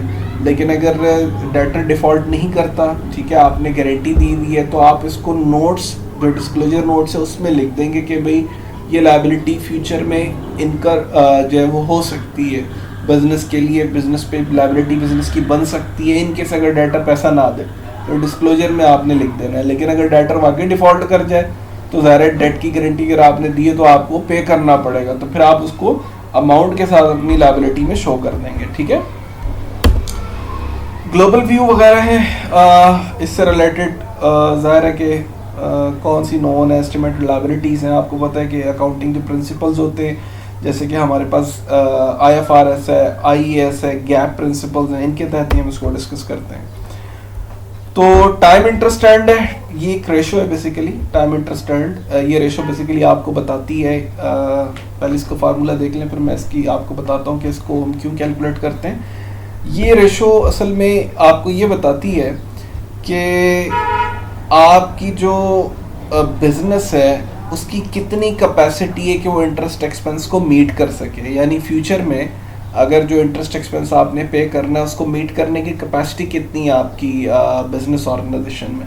तो ये रेशो जितनी ज़्यादा होगी इसका मतलब उतनी ज़्यादा इंटरेस्ट मीट करने की कैपेसिटी, ये रेशो जितनी कम होगी इसका मतलब बिजनेस ऑर्गेनाइजेशन जो है वो ज़्यादा इंटरेस्ट जो एक्सपेंस है उसको मीट प्रॉपरली नहीं कर सकता। तो इस रेशो का ज़्यादा होना इस बात की अलामत है कि आप अपने इंटरेस्ट एक्सपेंसेस को मीट कर सकते हैं, और अगर ये रेशो कम है तो इसका मतलब है कि आप वीक पोजीशन में आप अगर लोन लेते हैं तो इंटरेस्ट एक्सपेंस आप मीट नहीं कर पाएंगे। तो इसका फार्मूला क्या है, income before interest and income taxes, यानी ये ऑपरेटिंग इनकम वो होती है जिसमें से भी आपने इंटरेस्ट भी माइनस नहीं किया होता है, टैक्सेस भी माइनस नहीं किया होता है, उस इनकम को आपने डिवाइड कर देना इंटरेस्ट एक्सपेंस के ऊपर, तो आपके पास टाइम्स इंटरेस्ट अर्नड आ जाता है, ठीक है। अब याद रखिएगा कि ये जो income before interest and income taxes हैं इसे हम EBIT भी कहते हैं, earning before interest and taxes, ठीक है। इसमें से इंटरेस्ट और टैक्सेस जब निकाल देते हैं तो फिर नेट इनकम आती है। तो नेट इनकम से पहले वाली इनकम है जिसमें से भी इंटरेस्ट भी माइनस ना हुआ और टैक्सेस भी माइनस ना हुआ, उसको अगर आप डिवाइड कर दें इंटरेस्ट एक्सपेंस पे तो ये रेशो आपके पास आएगी, ठीक है जी। तो ये अब अपेंडिक्स आ गई है, इसको अब हम देखते हैं, बस ये चैप्टर तकरीबन एंड हो गया। अब थोड़ा सा न्यूमेरिकल ट्रीटमेंट की तरफ आते हैं, कुछ क्वेश्चंस हैं उनको हम देखते हैं और उसका न्यूमेरिकल ट्रीटमेंट भी देखते हैं जी। तो अब देखते हैं, कुछ प्रैक्टिस करते हैं प्रॉब्लम्स को, ठीक है। जैसे भी हमने जो लेक्चर्स में कुछ कॉन्सेप्ट गेन किए हैं उस हवाले से कुछ प्रैक्टिस है हमारी न्यूमेरिकल्स की। तो इसमें एक सवाल है एक्सरसाइज 11.2, ये बुक में आपको आपके पास जो बुक है उसमें एक्सरसाइज होगी इस चैप्टर के एंड में 11.2, जिसमें हम करंट लायबिलिटीज़ को रिकॉर्ड करना देखेंगे, ठीक है। तो for example prepare any necessary adjusting entries at December 31st 2011 for Yacht company's year end financial statements for each of the following separate transaction and events. अब इसमें कह रहा है कि आपने दो आपके पास जो है ना कुछ एंट्रीज हैं, इनको आप रिकॉर्ड कर लें। पहली क्या है, Yard company records an adjusting entry of $2 million of previously unrecorded cash sales costing $1 million and its sales tax at the rate of 5%। आपको याद है भी हमने सेल और सेल्स टैक्सेस के हवाले से एक एंट्री देखी थी जिसमें हमने डिस्कस किया था कि जब आप सेल करते हैं तो कैश को आप डेबिट करते हैं, सेल्स को क्रेडिट करते हैं और जो आपकी सेल्स टैक्स पेबल होते हैं उसको भी क्रेडिट करते हैं। तो इस पहली बात की जो एंट्री होगी वो क्या होगी, उसमें आप देखें कि कैश को आप क्या करेंगे, डेबिट। अब ये 21 लाख से की है, इसकी रीज़न क्या है, क्योंकि सेल्स आपने 2 मिलियन की है ना, और सेल्स टैक्स पे 5% है, तो 2 मिलियन पे 5% निकालेंगे तो 1 लाख आ जाएगा। इसका मतलब है कि 1 लाख ये भी क्रेडिट हो रहा है और ये जो 2 मिलियन है ये भी क्या हो रहे हैं, क्रेडिट हो रहे हैं सेल्स में। तो सेल्स 2 मिलियन की, सेल्स टैक्स 1 लाख का, और प्लस करेंगे तो टोटल कैश आप कलेक्ट करेंगे कस्टमर से 21 लाख रुपए, ठीक है। सो ये इसकी पहली एंट्री बन गई। इसी तरह जो दूसरी बात है वो क्या है, the company earn $40,000 of $1 lakh previously received in advance for the services. Company ने $40,000 कमा लिया है, किस में से, $1 लाख में से, जो उसने प्रीवियसली पहले रिसीव किया था एडवांस फॉर सर्विसेज, यानी जो सर्विसेज आपने देनी थी उसके एडवांस पहले ही आपने ले लिया था, सर्विसेज नहीं दी थी 1 लाख, कह रहा उसमें से 40,000 जो है ये कंपनी ने अर्न कर लिए। तो आपको पता है कि हमने अभी डिस्कस किया था जो एडवांस अनअर्न्ड रेवेन्यूज होते हैं उनको कैसे रिकॉर्ड करते हैं। तो अब यहाँ पे आप जाहिर है कि जब आपने एडवांस लिया होगा तो आप इसकी एंट्री क्या कर रहे होंगे, आपने इसकी एंट्री क्या की होगी, कैश आ गया $1 लाख का, और आपने क्रेडिट किसको किया होगा, एडवांस फॉर सर्विसेज को 1 लाख से। अब इसमें से आप 40,000 कमा रहे हैं तो इसका मतलब ये हो गया कि 40,000 अब आपकी इनकम बन गई है, पहले इनकम नहीं थी, पहले लायबिलिटी थी। तो $40,000 की क्या हो गई, इनकम हो गई। लिहाजा अब आपके एंट्रीज की पास करेंगे, आप दूसरे में एडवांस फॉर सर्विसेज को डेबिट करेंगे 40,000 से, क्योंकि अब आपकी लायबिलिटी नहीं रही 40,000 से, क्योंकि लायबिलिटी थी ना एडवांस फॉर सर्विसेज 1 लाख रुपए जो आपने वसूल किया था। तो अब आप इसमें से कमा रहे हैं 40,000, तो इसका मतलब एडवांस फॉर सर्विसेज जो 1 लाख से लायबिलिटी आपने बनाई हुई थी उसको आप राइट ऑफ करेंगे 40,000 से, क्योंकि 40,000 आपने कमा लिया। और क्रेडिट किसको करेंगे, अर्न रेवेन्यू को, जो रेवेन्यू आप कमा चुके हैं, और ये रेवेन्यू कितने का है, 40,000 का, ठीक है। तो ये आपका क्रेडिट हो जाएगा। तो इसका मतलब ये है कि ये आप क्रेडिट कर देंगे, एडवांस फॉर सर्विसेज डेबिट कर देंगे। तो 2 इसमें एंट्रीज उसने कहा था करने को, वो हमने कर दी है, ठीक है। तो ये एक्सरसाइज 11.2 थी। अब एक और एक्सरसाइज है, उसको हम देख लेते हैं, 11.5 है, ठीक है। मैं कुछ पर्टिकुलर एक्सरसाइज आपको करा रहा हूँ जो कि थोड़ी सी बड़ी हैं, और ताकि जो है वो टॉपिक्स आपके कवर हो जाए। बाकी छोटी छोटी जो है वो आप खुद भी ट्राई कर सकते हैं। जैसे अभी 11.5 मैं करा रहा हूँ, तो 11.4 आपने खुद से प्रैक्टिस करनी है। तो 11.5 में देखें आप, कौन company borrows $150,000 cash on November 1, 2011। ये कंपनी इसने $1.5 लाख कैश बोरो किए November 1 पे, ठीक है, by signing 90-day 9% note with a face value of $150,000।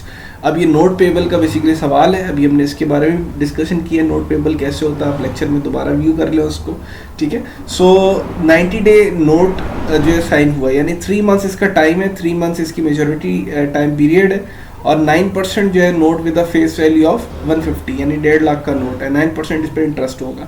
तो अब इसमें इसने जो रिक्वायरमेंट्स है वो क्या पूछी, कह रहा है on what date does this note mature, कह रहा है ये बताएं कि ये नोट किस दिन मैच्योर होगा। 90 डेज़ है ना, तो इसका मतलब है कि हम 360 डेज़ के हिसाब से देखें तो November 1 पे इशू है, 90 डेज़ का, नवंबर पूरा महीना, 1 महीना पूरा हो गया नवंबर का, दिसंबर पूरा महीना, और जनवरी 29, ठीक है। तो जनवरी 29 पे जाके जो ये इसकी मैच्योरिटी बनती है, क्योंकि जनवरी में 31 डेज होते हैं ना, 31 दिन का महीना होता है, तो दिसंबर भी 31 दिन का महीना है। तो इसका मतलब जनवरी 29 जो है इस पे आपकी ये 3 माह पूरे हो जाते हैं। तो 3 माह की मैच्योरिटी आपकी पूरी थी जनवरी 29 को। तो इसने यही पूछा था हमसे कि हमें बता दो। तो फर्स्ट में हम लिखेंगे note will mature on January 29, 2012 अगले साल जाके, ठीक है। अब वापस आते हैं क्वेश्चन पे। तो दूसरी रिक्वायरमेंट थी how much interest expense result from this note in 2011। कह रहे हैं कि आप हमें ये भी बता दें कि कितना इंटरेस्ट एक्सपेंस है जो 2011 में ड्यू होगा। अब देखिए मैंने आपको एडजस्टमेंट बताई थी ना, ईयर एंड वाले इंटरेस्ट की एडजस्टमेंट नोट पेबल के केस में, कि अगर नोट पेबल जो है वो आपका होगा और वो अगले साल जाके ड्यू हो रहा है तो साल के एंड पे आपने एडजस्टमेंट करनी। तो कह रहा है आप ये सिर्फ बताएं इंटरेस्ट एक्सपेंस कितना आप कैलकुलेट करेंगे 2011 का। तो आपने नवंबर 1 को इशू किया ना, तो नवंबर 1 से लेके दिसंबर 2 महीने बनते हैं। तो 2 महीने का अगर हम कैलकुलेशन करें 360 डे पर ईयर के हवाले से तो 60 दिन बनते हैं, ठीक है, यानी 2 माह यानी 60 दिन बन गए। तो इसका मतलब 60 दिनों का इंटरेस्ट अगर हमने निकालना है, कैसे निकालेंगे? तो 60 दिन का इंटरेस्ट हम निकालेंगे, 1.5 लाख का नोट है, ठीक है, 1.5 लाख का नोट है, 9% उस पर इंटरेस्ट बनेगा, यानी ये कैलकुलेशन आपकी बनेगी। 1.5 लाख का इंटरेस्ट है, 9% इस पर रेट है, और चूंकि 60 डेज की कैलकुलेशन है तो 60 डिवाइड बाय 360, साल में पूरे 360 दिन है, तो 2250 जो है ये आपका 2011 का इंटरेस्ट आएगा। तो इसका मतलब 2011 का इंटरेस्ट 2250 बनता है। यहाँ पे आप चेक भी कर सकते हैं, इसने आंसर दिया हुआ है 2250, ठीक है, दूसरी रिक्वायरमेंट का। तो इसका मतलब ये वो इंटरेस्ट है जो आप पे करेंगे, रिकॉर्ड करेंगे अपनी बुक्स में 2011 में। अब थर्ड रिक्वायरमेंट पे आते हैं, कह रहा है how much interest expense result from this note in 2012। कह रहा है 2012 में भी बता दे कितना एक्सपेंस इंटरेस्ट का बन जाएगा। तो 2012 के लिए आप क्या करेंगे, अब आपको पता है कि नवंबर 1 था ना, नवंबर 1 और दिसंबर 2 माह का इंटरेस्ट तो आप निकाल चुके हो। जनवरी का महीना रहेगा ना जिसका इंटरेस्ट निकालना है, यानी 1 माह का इंटरेस्ट निकालना है 30 डेज का। तो आप क्या करोगे, 1.5 लाख मल्टीप्लाई 9% इंटू 30 डेज की कैलकुलेशन डिवाइड बाय 360 यानी 1125, ये इंटरेस्ट बनेगा आपका 2012 जनवरी में जाके, ठीक है। सो इसका मतलब ये हुआ कि 1125, यहाँ पे आप चेक भी इसको काउंटर कर लो। तो ये थर्ड जो आपकी ऑप्शन है, इसमें जो इंटरेस्ट इसने पूछा था 2012 में वो $1125 बन रहा है। फोर्थ रिक्वायरमेंट इसने कहा था कि आप इस सारी बातों को रिकॉर्ड कर दें। अब कौन कौन सी बातों को रिकॉर्ड करने का कहा था, इशुएंस ऑफ द नोट। कह रहे जब नोट इशू होगा तो एंट्री क्या बनेगी, इसको रिकॉर्ड करें। तो हमने पढ़ा था कि जब आप नोट इशू करते हैं, ठीक है, 4 का ए पार्ट जो है यानी कैश डेबिट, आपने लोन ले लिया 1.5 लाख का और उसके एवज नोट पेबल इशू कर दिया 1.5 लाख का। तो पहली एंट्री तो ये हो जाएगी, जब आप नोट इशू करेंगे तो कैश आप ले लेंगे, उधार आपने ले लिया, कैश ले लिया, और नोट पेबल आपकी लायबिलिटी बन गई, इसको आप क्रेडिट कर देंगे। इसी तरह से दूसरी जो उसने कही थी वो कही थी कि accrual of interest eight the end of 2011।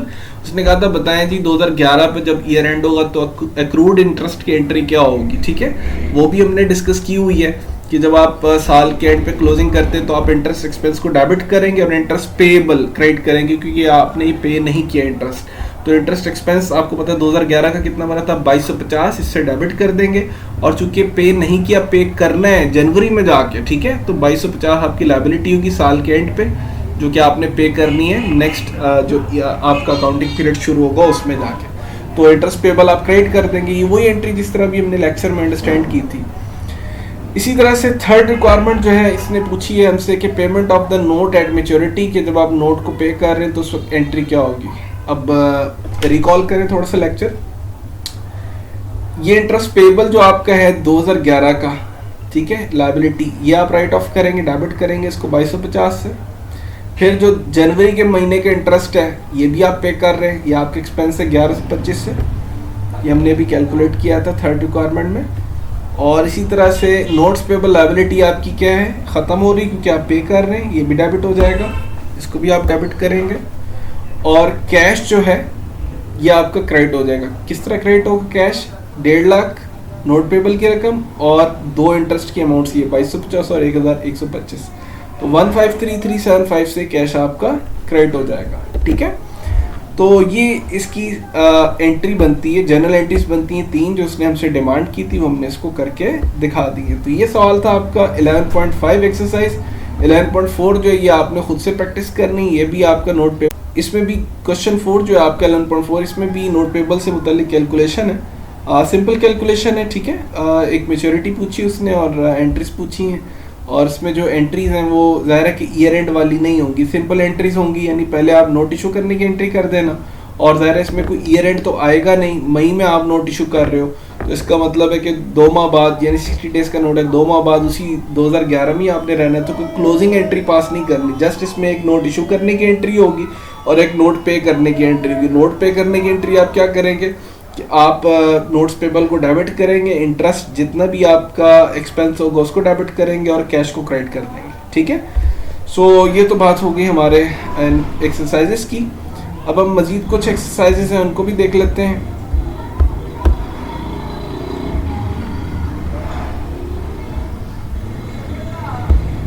Let's say एक और हमारे पास प्रॉब्लम है, उसको भी हम डिस्कस कर लेते हैं। और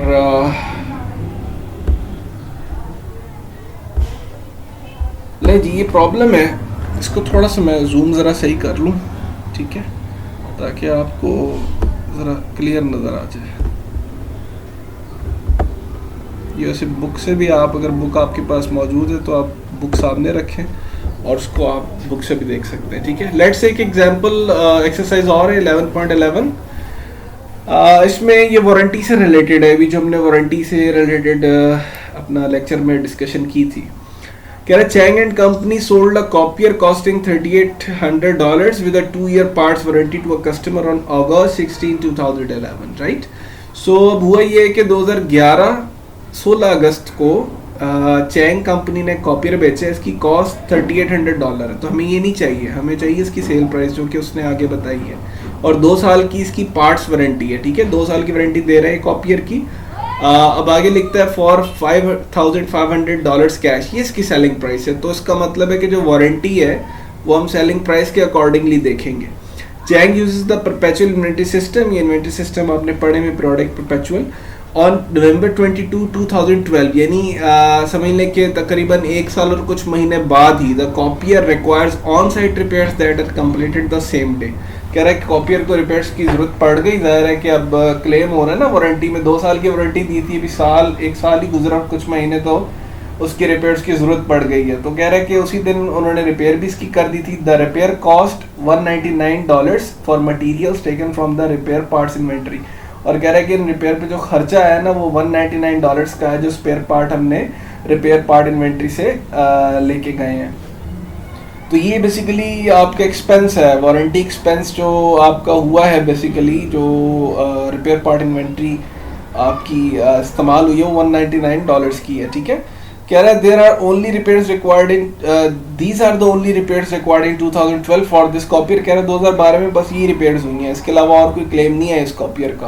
कह रहा है based on experience Chang expects to incur warranty cost equal to 4% of the dollar sales. कह रहा है कि ये जो चैंग है ये अपने इसने एक्सपीरियंस की बेस पे देखा है इस कंपनी ने कि इनकी जो सेल्स होती है ना उसका 4% जो है ना वो तो इनका वारंटी कॉस्ट आ जाती है, ठीक है।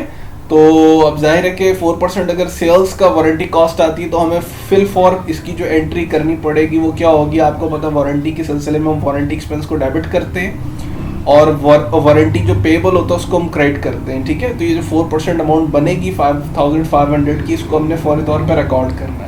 तो it records warranty expense with an adjusting entry at the end of the each year. तो अब पहली रिक्वायरमेंट क्या है, कह रहा how much warranty expense does the company report in 2011 for this copier. अब वो कह रहे हैं 2011 में बताएं कि वारंटी एक्सपेंस कितना होगा इस कंपनी का। अब आप खुद देखें कि अगस्त 16, 2011 में कॉपियर बेचा है ना, तो फौरी तौर पे आपको वारंटी एक्सपेंस और उसकी जो लायबिलिटीज को रिकॉर्ड करना चाहिए। तो आप पहली एंट्री क्या करेंगे, एंट्री इसने वैसे नहीं पूछी, इसने एक्सपेंस का पूछा है कि कितना एक्सपेंस रिकॉर्ड होगा, ठीक है। तो हम इसके एक्सपेंस देख लेते हैं। तो अब देखें कि पहली जो रिक्वायरमेंट है उसमें सेल कितनी है 5500 की, इसका 4% यानी 220 आपको फौरी तौर पे 2011 में रिकॉर्ड कर लेना चाहिए। और अगर इसकी जनरल एंट्री बनाएंगे तो क्या बनेगी, वारंटी एक्सपेंस डेबिट, वारंटी जो पेएबल है उसको हम क्या कर देंगे, क्रेडिट कर देंगे 220 से। अभी नीचे एंट्रीज भी आएंगे।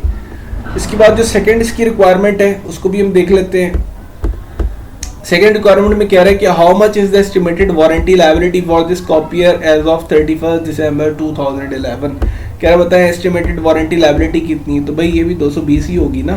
जाहिर है कि आपने जब 4% ऑफ डॉलर सेल्स कर रहे हो तो 220 बना है ना, 5500 का 4%, इसका मतलब ये भी आपका 220 ही होगा, ठीक है। तो इसकी वजह से आंसर्स भी दिए हुए हैं, आप उनको काउंटर चेक भी कर सकते हैं, इनके आंसर साइड पे लिखे हुए कुछ इनकी ऑप्शंस के। थर्ड इसने कहा how much warranty expense does the company report in 2012 for this copier. कह रहा है बता दें कि 2012 में वारंटी एक्सपेंस कितना रिपोर्ट होगा इस कॉपियर का। अब आपको पता है कि भाई 2012 में जो रिपेयर्स हुई हैं उसमें आपका एक्सपेंस आया 199 मटेरियल्स का, ठीक है, ये रिपेयर कॉस्ट आई है आपकी। तो इसका मतलब 2012 में जो एक्सपेंस रिपोर्ट होगा वो 199 होगा, ठीक है। तो 199 डॉलर्स जो है ये आपका एक्सपेंस रिपोर्ट होगा 2012 में। तो इसके बाद अभी कहता है कि हाउ मच, फोर्थ में how much is the estimated warranty liability for this copier as of December 31, 2012। कह रहा बता दें कि अब एस्टिमेटेड वारंटी लायबिलिटी कितनी रिमेनिंग रह जाएगी। ज़रा आपने 2012 में एक्सपेंस जो है वो बर्दाश्त कर ली ना वारंटी, तो अब कह रहा बताएं कितनी जो है वो रिमेनिंग रह जाएगी। तो अब आपको पता है कि 2012 में एक्सपेंस कितना हुआ है 199 का, और टोटल आपने जो 4% एज्यूम किया था वो कितना था 220 बना था। तो इसका मतलब रिमेनिंग कितना रह जाएगा 220 में से 199 तो क्लेम हो चुका ना, 2012 में, तो इसका मतलब 220 में से 199 निकाल दें तो $21 अभी भी आपकी एस्टिमेटेड वारंटी लायबिलिटी है जो आप रिपोर्ट करेंगे, ठीक है, जब तक 2 साल पूरे नहीं हो जाते। तो $21 जो है ये आपकी एस्टिमेटेड वारंटी है लायबिलिटी जो आप रिपोर्ट करेंगे 2012 में। अब इसमें कह रहा है 5 में कि prepare journal entries to record copier sales that adjustment on December 31, 2011। कह रहा है कि आप एक कॉपी की सेल जो आपने की उसको भी रिकॉर्ड करें जो 31 दिसंबर 2011 पर एडजस्टमेंट बनती है to recognize the warranty expense, यानी आपको पता है जैसे हम जिस साल सेल करते हैं उस साल वारंटी एक्सपेंस क्रिएट कर लेते हैं, तो उसको भी क्या रहा रिपोर्ट करें। और the repairs that occur in November 2012 और रिपेयर्स जो उसकी भी एंट्री करें। तो ये हमने अभी लेक्चर में देखा था, तो हम इसकी एंट्री देख लेते हैं। तो सबसे पहले जो ए पार्ट है इसमें आप देखें जब आप कॉपी सेल करेंगे कॉपियर तो कैश टू सेल करेंगे, कैश पे आपने सेल किया तो कैश आ रहा है, सेल क्रेडिट हो जाएगी, सेल ऑफ कॉपियर भी लिख सकते हैं। बी में उसने कहा था बी रिक्वायरमेंट में उसने कहा था कि आप हमें बताएं कि जो वारंटी है एक्सपेंस 2011 में रिकग्नाइज जब करेंगे तो उसको कैसे रिपोर्ट करेंगे। तो आपको पता है कि जब हम चीज़ बेचते हैं तो फौरी तौर पे हम वारंटी एक्सपेंस को डेबिट करते हैं, एस्टिमेटेड वारंटी लायबिलिटी को क्या कर लेते हैं, क्रेडिट कर लेते हैं। तो ये आप जिस वक्त जिस साल हम बेचते हैं उसी साल हमने फिर ये एंट्री भी पास करनी होती है कि वारंटी एक्सपेंस हमारा 220 है, और चूंकि ये हो सकता है लायबिलिटी है या आपको ज़ाहिर है कि वारंटी के एक्सपेंस बर्दाश्त करना पड़ेगा आपकी लायबिलिटी, तो आप उसको क्रेडिट करते हैं। और सी में उसने कहा था कि 2012 में बताएं जो खर्चा हुआ है वारंटी के हवाले से उसको रिकॉर्ड करें। तो अब जाहिर है कि 220 की लायबिलिटी आप क्रिएट कर चुके हैं वारंटी की, इसमें से 199 का खर्चा हुआ है ना, तो इसका मतलब रिमेनिंग जो आपका वो 21 रह गया है जो अब रिमेनिंग वारंटी क्लेम की जा सकेगी। तो एस्टिमेटेड वारंटी लायबिलिटी आपकी कम हो रही है 199 से, क्योंकि 220 आपने रिजर्व रखा था, इसमें से 199 का आपने रिपेयर कर दिया, तो रिपेयर पार्ट इन्वेंट्री आपकी कम हो जाएगी, यानी इन्वेंट्री में डिक्रीज आएगा क्योंकि आप ये दे चुके हैं इस पे कॉपियर पे रिपेयर्स के लिए। तो 199 की इन्वेंट्री कम हो रही है और एस्टिमेटेड वारंटी लायबिलिटी आपकी कम हो जाएगी 199 से। तो जिस तरह हमने अभी कॉन्सेप्ट्स में देखा था अपने लेक्चर में, उसी तरह से हमने इसको रिकॉर्ड कर दिया। तो ये 3 रिक्वायरमेंट्स थी, इसको हमने पूरा कर दिया। अब एक और सवाल भी है, उसको भी देख लेते हैं, और फिर कुछ सवाल हैं प्रैक्टिस के लिए जो आपने करने हैं, वो भी मैं आपको भी बता देता हूँ। लेट्स से एक और सवाल है प्रॉब्लम 11.3a, ठीक है, ये एक सवाल है, इसमें रिक्वायरमेंट्स काफ़ी ज़्यादा हैं, लेकिन पहले समझ लीजिए कि करना क्या है। Shown here are the condensed income statement for 2 different companies, both are recognized organized as LLC limited liability companies हैं, ठीक है, एक एस कंपनी एक ड्यूस कंपनी, 2 अलग अलग कंपनीज हैं, दोनों की अलग अलग इनकम स्टेटमेंट उसने आपको दी है। अब आपसे रिक्वायरमेंट में क्या कहता है, compute time interest earn for S company, कह रहा है टाइम इंटरेस्ट अर्न रेशो निकाल दें एस कंपनी की पहली रिक्वायरमेंट में, यानी इस कंपनी की टाइम इंटरेस्ट अर्न रेशो आपने निकालनी है, ठीक है। सो इसको हम शुरू करते हैं।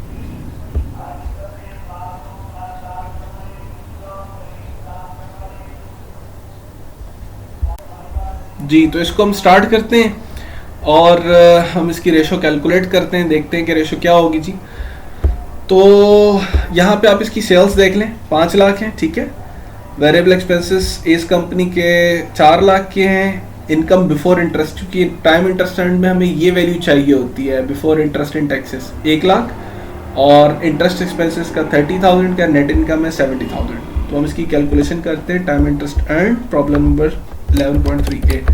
तो first requirement time interest earn कैसे निकालेंगे। 1 लाख इसकी क्या है, income before interest in taxes है, ये आपके सामने 1 lakh income before interest in taxes, ठीक है।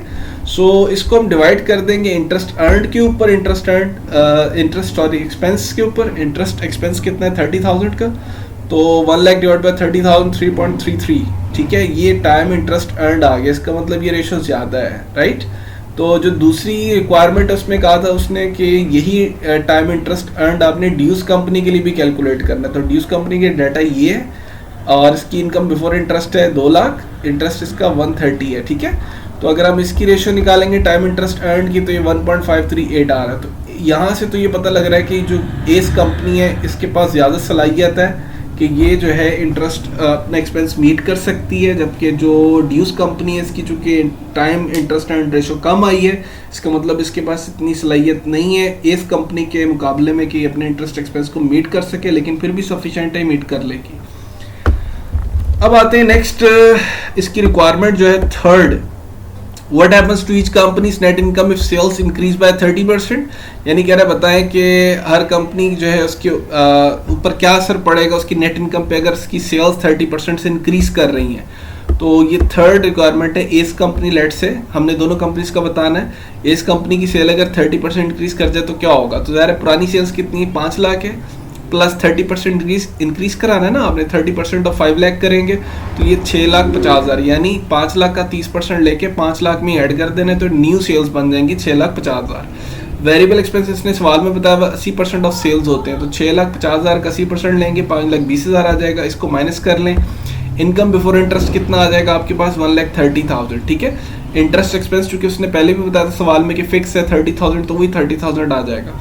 इसमें से माइनस कर नेट इनकम कितनी आ गई 1 लाख की, तो पहले इसकी 70,000 शो हो रही थी, ठीक है, अब 1 लाख शो हो रही है, तो ये इसकी नेट इनकम में इंक्रीज आया है। तो हम अगर हमने चेंज निकालनी है तो चेंज कैसे निकालेंगे, न्यू नेट इनकम कितनी 1 लाख की, इसमें से माइनस कर दें ओल्ड नेट इनकम को और डिवाइड कर दें ओल्ड नेट इनकम पे, तो आपके पास ये आएगा 0.4285 और 42.85% इंक्रीज, यानी जो नेट इनकम है इस कंपनी की अगर सेल्स में 30% इजाफा होता है तो इस कंपनी की नेट इनकम में 42.85% और राउंड करना तो 43% इंक्रीज आ जाएगा। इसी तरह ड्यूस कंपनी है, इसकी भी आपने यही काम करना है कि 30% जो है इसकी सेल्स में भी इजाफा हो रहा है, तो लेट से इसकी सेल्स भी 5 लाख थी सवाल में, 30% इजाफे के साथ 650, वेरिएबल एक्सपेंसेस का 60% ऑफ सेल है तो 6,50,000 का 60% ले लें 3,90,000, इनकम निकाल लें 650 में से 390 निकाल के 260, इंटरेस्ट एक्सपेंस 130 है सवाल में दिया हुआ है और ये नेट इनकम 130 आ जाती है। तो अगर हमने चेक करना है कि इसमें चेंज कितना आया है तो 130 न्यू नेट इनकम है माइनस ओल्ड नेट इनकम इनकी 70 है, ये सवाल में दिया हुआ है, ठीक है। ओल्ड नेट इनकम 70 थी तो 130 न्यू में से ओल्ड नेट इनकम माइनस की, डिवाइड कर दी ओल्ड नेट इनकम पे, तो ये 0.8571 और 85.71% इंक्रीज आ रहा है। यानी अगर ड्यूस कंपनी की सेल्स को 30% इंक्रीज कर देते हैं तो इनकी जो नेट इनकम है वो 85.71% इंक्रीज हो जाती है, बशर्ते कि इंटरेस्ट एक्सपेंस कांस्टेंट हो। इसके बाद नेक्स्ट जो उसकी रिक्वायरमेंट है वो क्या है कि फोर्थ में इसने क्या what happens to each company's net income is sales increase by 50%। अभी हमने 30% पे किया है ना, अब वो कह रहा है लो जी दोनों कंपनीज को 50% की सेल्स को बढ़ा दो, तो फिर बताओ क्या इंक्रीज आएगा नेट इनकम में। तो यही प्रोसेस करेंगे सारा, बस जहाँ 30% इंक्रीज करा है वहाँ आपने क्या कर देना है 50% इंक्रीज करा देना है और सारा प्रोसेस ऐसे ही करना है। तो ये खुद से करना है आपने। इसी तरह से फिफ्थ रिक्वायरमेंट में कह रहा है what happens to each company net income if sales increase by 80%। अब वो 80% से कह रहा है इंक्रीज हो रहा है, तो फिर बता दो क्या असर पड़ेगा नेट इनकम पे। तो सेम प्रोसेस है, जहाँ 30% है वहाँ 80% कर देना है और इंक्रीज करा के इसकी कैलकुलेशन कर लेनी है। तो ये भी खुद से करेंगे आप। सिक्स रिक्वायरमेंट में देखें हम ये डिक्रीज की बात कर रहा है, कह रहा है कि what happens to each company's net income if sales decrease by 10%, यानी अगर सेल 10% से डिक्रीज कर जाती है तो ज़ाहिर है जब डिक्रीज होगी तो इसका मतलब 5 लाख पुरानी सेल है असल सेल, उसमें से 10% माइनस कर दें, यानी 5 लाख का 10% लेके 5 लाख में से माइनस करें 4.5 लाख आ गया इस कंपनी का। अब वेरिएबल एक्सपेंस आपको पता है 80% ऑफ सेल्स होते हैं, तो 4.5 लाख इसकी सेल्स न्यू वाली बनी है, इसका 80% लेंगे तो 3,60,000 आ गया, माइनस किया। इनकम बिफोर इंटरेस्ट कितनी आ रही 90,000, इंटरेस्ट 30,000 माइनस किया तो नेट इनकम कितनी आ गई 60,000, ठीक है। पहले इसकी जो ओरिजिनल है वो 70,000 थी, अब न्यू 10% अगर डिक्रीज होती है सेल तो 60,000 इसकी नेट इनकम आ जाती है। अब अगर इसकी चेंज देखनी है तो आपको पता है new net income minus old net income करते हैं। न्यू नेट इनकम 60,000 है, ओल्ड नेट इनकम कितनी 70 है, divide by old net income, तो ये माइनस में आ जाएगा 0.1428, माइनस इंडिकेट करता है डिक्रीज को, या फिर आप इसको परसेंटेज में लाना है तो 14.28% इसकी नेट इनकम डिक्रीज हो जाएगी। इसी तरह से जो दूसरी कंपनी है ड्यूस कंपनी, उसके साथ भी आपने यही सलूक करना है, 10% जो है डिक्रीज करना है इसकी सेल्स को, और वहाँ पे भी आपने देखना है क्या चेंज आ रहा है। इसके बाद 7 रिक्वायरमेंट में भी यही है कि अगर आप 20% सेल कम कर देते हैं, 8 रिक्वायरमेंट में 40% कम कर देते हैं, तो इसी तरीके पर जहाँ हमने 10% कम किया आप 20 कर लें, फिर उसके बाद 40 कर लें, तो इस तरह से खुद करके आप इसको हल कर सकते हैं। तो ये आपका था क्वेश्चन। अब कुछ असाइनमेंट के क्वेश्चंस हैं। प्रॉब्लम 11.2 बी है और प्रॉब्लम 11.3 बी, ये आपकी असाइनमेंट के क्वेश्चंस हैं, ठीक है। एक वारंटी वाला है और एक आपका जो है ना वो है यही सवाल, इसी तरह का जो अभी मैंने आपको बताया कि किस तरह से अटेम्प्ट करना। तो ये दो प्रॉब्लम्स हैं, ये आपने असाइनमेंट बनानी है और इसको आपने जमा कराना है, ठीक है। जमा कराने के लिए आप ईमेल भी कर सकते हैं और ईमेल करने ज़्यादा बेहतर है, ठीक है। तो पेज नंबर 470 और पेज 471 के ऊपर जो आपकी बुक है उसके ऊपर ये दो प्रॉब्लम्स आपको मिल जाएंगी। तो उम्मीद है कि आप इसको अटेम्प्ट करेंगे और अटेम्प्ट करके अगर कन्फ्यूजन है तो वो आप ज़रूर डिस्कस कर लें, ठीक है। तो अभी हम इंशाल्लाह लेक्चर के टाइम पे जो है ना आप पहले लेक्चर सुन लें, उसके बाद हम एक लाइव सेशन भी रखेंगे जिसमें आपके अगर कोई क्वेश्चन आंसर्स हुए रिगार्डिंग टुडेज लेक्चर उसको हम जो है वो इंशाल्लाह देखेंगे, ठीक है। तो बेस्ट ऑफ लक इस लेक्चर के लिए, अच्छी तरह इसको पढ़ें, तैयार करें, कोई सवाल है तो मुझसे पूछ लें। ओके जी, अल्लाह हाफ़िज़।